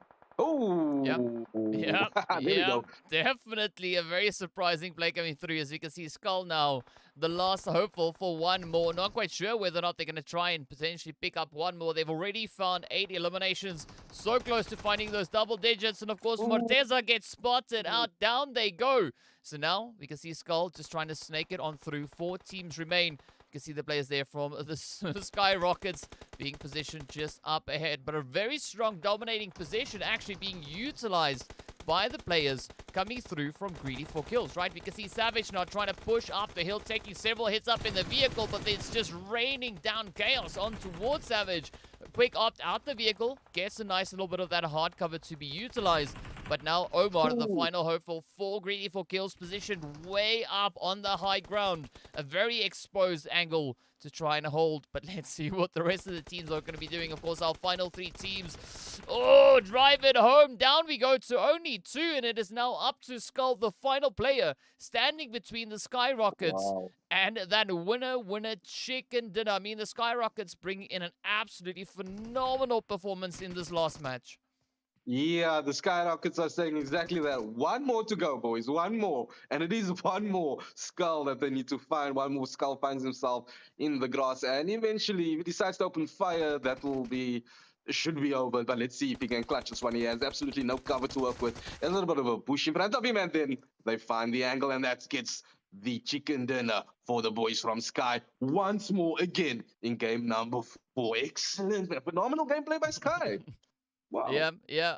100% agree with you on that one. That, of course, being their first winner chicken dinner. As you can see, those 13 eliminations being brought in by the Skyrockets, really looking to push the envelope as far as they can possibly manage. Of course, we can see the players there from one more coming in with a little bit of an effort being put in, right? As we can see, 8 eliminations being brought in towards that second position. Skull trying their utmost to try and survive and, bring in some Yeah, competitive performances against the players there from Skyrocket, who were just able yeah, to overpower them. And of course, Greedy for kills, just really capitalizing on that high ground position we've seen them being positioned towards for the longest time. And I mean, looking at the 10 eliminations they've been able to find, no right. surprise really to see that kind of come in alongside it, right? CRYPTICS, a very different kind of play for them this time around, moving up in towards Erangel. Not quite sure if it was due to the technical break that we had, but I mean, CRYPTICS still finishing in 4th position, still picking up those 6 eliminations. So definitely not a performance to be scuffed at, but still, it's not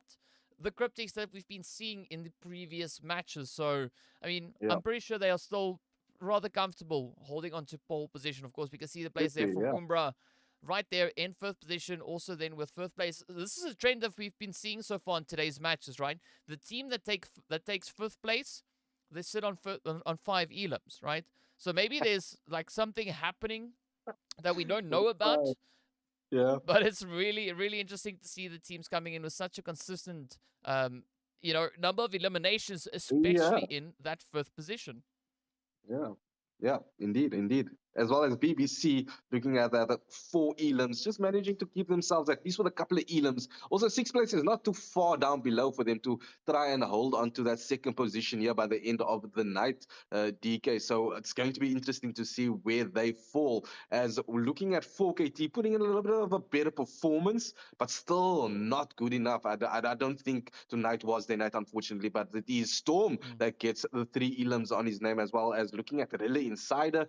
Zeke also sharing on the 3, Matrix getting the 1. Blackjack Esports, another not a good game for them. 0 elims to their names. Lag 1, 9 coming in with a 2 coming in 10th place. Lag. Could have been a better performance from them. They've had mm. 2 brilliant games. Game number 4, unfortunately not. Art of Killing, though. Oof. They got taken out on that hill. I don't know if you remember that battle, but just eliminated in a matter of minutes. Not their day to day as well. Mm. Talking about not their day, these the boys from G3 not doing too good in game number 4 as well. But we'll be rooting them for them. At least I will be for the next couple of gameplays because we know that they can bring it. Virtual Gaming, one of the top teams, I think, when it came to the qualifiers, also not doing too good today with 1 kill Mm. only in total. And then is that 1 mil? Am I right now? Am I on 1 mil? Coming in 14th position. It is Knight that gets the 1-0 for Sniper as well. Not too good performance. In Darkness getting 16th position, last with 0 elims to their name. Let's have a look at the stars of the match, DK. Yep. It's going to be none other than Savage from the Skyrockets taking our MVP as well as our final elimination there. Coming in with some beautiful plays nonetheless. Of course, picking up the 620 damage. And it is going to be Omar coming through for the Greedy for Kill team, picking up our Best Companion Award with the 4 revives coming through. So, I mean, there was a lot of rezzing, a lot of really difficult positions for these teams trying to kind of play it up towards the more northern side, right? I almost said it was Yeah. especially difficult in the beginning of the match, but then I realized, oh wait, hang on. Um, no, we don't know this, right? We were only able to see around about that 4th kind of phase to see where the teams were looking to make their way on through. But even just having the opportunity to look at Slime as they were making their way through Yasnaya before starting to kind of rotate out from there, heading further up north. Right, they were Yeah. also then finding the players who we saw there. I believe it was Blackjack positioned up ahead of them, Yeah. a little bit further away. We had other teams also then starting to move closer and closer together. So it was a very difficult position to play. And that's what I like about these northern phases because Yes. it makes it Yeah. so challenging. It really turns the whole kind of dynamic on its head. Yeah, and something about that northern side is like it gets all the teams, all the players just pumped up to try and get there as fast as possible. And it's like we had the ending of the game within the second zone already, and that was fun to watch. TK, I enjoyed that one so much. Yeah, I mean, it was like we were looking at final phases, Yeah, several phases after each other. So a very, yeah, very contentious play coming in from, all the teams that were still yeah, managing to stay alive into those later phases of the zone. But this is kind of a thing that we've been seeing developing since yesterday, right? Yesterday, starting off the day, the teams came in with a little bit of caution, which is kind of expected, right? No one really daring too much, not really pushing kind of the limits of their opponents.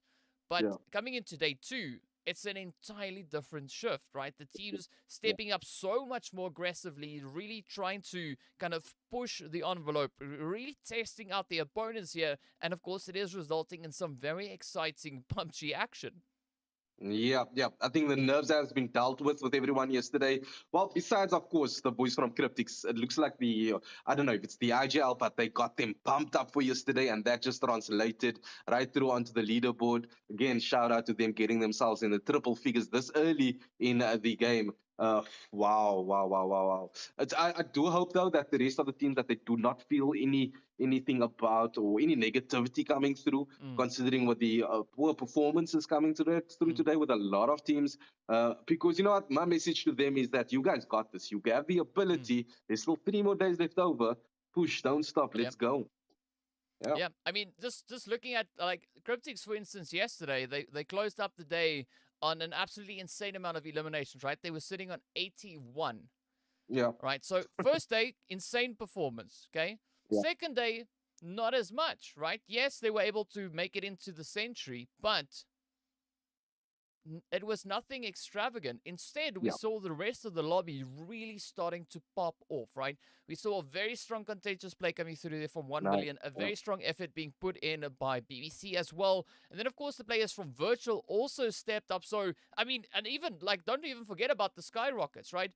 After the first match, they were sitting over in 8th position, right? And as we've been moving through these matches, we've been seeing them slowly skyrocket towards the higher end of the leaderboard, right? Before Indeed, this match, indeed. they were sitting in 4th place, tied with Team Lag. Both teams sitting on 69 points apiece. Team Lag, of course, having that winner chicken dinner already in their favor. Now, Skyrocket can add a chicken onto the board as well. So I'm curious to see how this is then going to impact this. And of course, having a quick look at, where these teams had finished up in this last match. I mean, we know that Lag finished in 10th place with only those 2 eliminations. Yeah. So I think it's pretty safe to say that Skyrocket was able to, I know, skyrocket Maybe, their way maybe, yeah.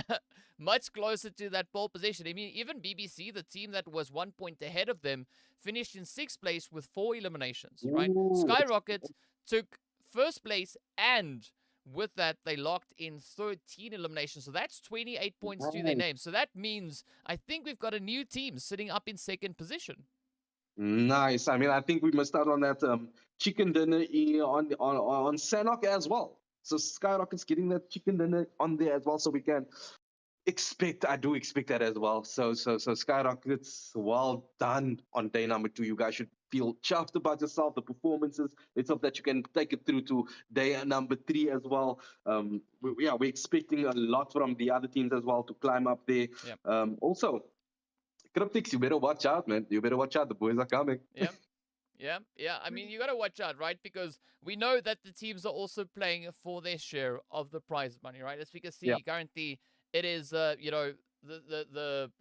$3,500 going into Mm. that pole position. So there's definitely going to be quite a bit of work to be done here by the teams, Yeah. looking to see if they can actually lock it in and bring home that prize money. But looking at the efforts that they've been putting in so far today, I won't be surprised if we could see one particular team actually coming in with an absolute runaway performance here, right? That is kind of what I'm expecting to see. Indeed, indeed. That's what we usually are expecting to see. I feel like the idea at the IAGC where they come with the top 3 of every region, it just makes that competition all too. It's brilliant to have the honor to spectate these players going at it. So it's also almost like we expect, but expect the unexpected at the same time. Oh, yes. Yeah, I mean that's 100% what we've been seeing so far, right? So Yeah, as you can see, we've got a really good spread for the prize money. So the team's definitely looking to add a nice amount to the bank at the end of this event, right? And as we've seen, it's only a only a few days to go, right? So we've already concluded the first 2 days. So we of course have two or three more, as you've already said, left to go. yeah. And of course, speaking about how much more we've got left to go, we do have our standings out as well. So without any further delay, we're going to be hopping Definitely. straight in towards that. It is going to be CRYPTICS now sitting there on 114 points. I just realized, I can see the stream now. I just realized my camera froze. Um, well, that's quite nice. So whatever. Yeah, that's good. You. But either way, of course, CRYPTICS sitting on those two winner chicken dinners on 114 points and only 17 points behind them, right? Is Wow. going to be the players there from SKYROKETS holding on to that second place with also two winner chicken dinners coming in. So what an absolutely insane performance that was coming through here from SKYROKETS. I mean, to think at the end of yesterday, right? SKYROKETS Yeah, was sitting they were sitting all the way in towards seventh position with only 30 points, right? It's yeah. been up and down. It's been up and down. I mean, SKYROKETS just having a much more consistent day here today. Yep. Yesterday was CRYPTICS. Today it is SKYROCKETS. And that's translating exactly as you can see the on the kill feed. The question is, who is it going to be tomorrow's? Tomorrow, whose day is it going to be? Will we see a little bit of the big black crocodiles? I mean, just watching the gameplay, I want to speak Mm, specifically about them.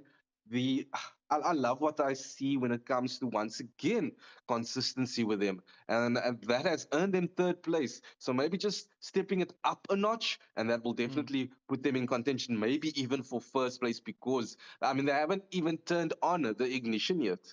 Yeah, yeah. I mean, like they've just been kind of rolling around, No, no, right? yeah, yeah, They and I agree, they have not really stepped up and showed us their full on performance, but that's kind of expected, I've got to say, right? Because it's only the second day of play. I'm yeah. expecting the teams to get really aggressive once we get into that fourth and final day. That is where I think the teams are going to go absolutely crazy.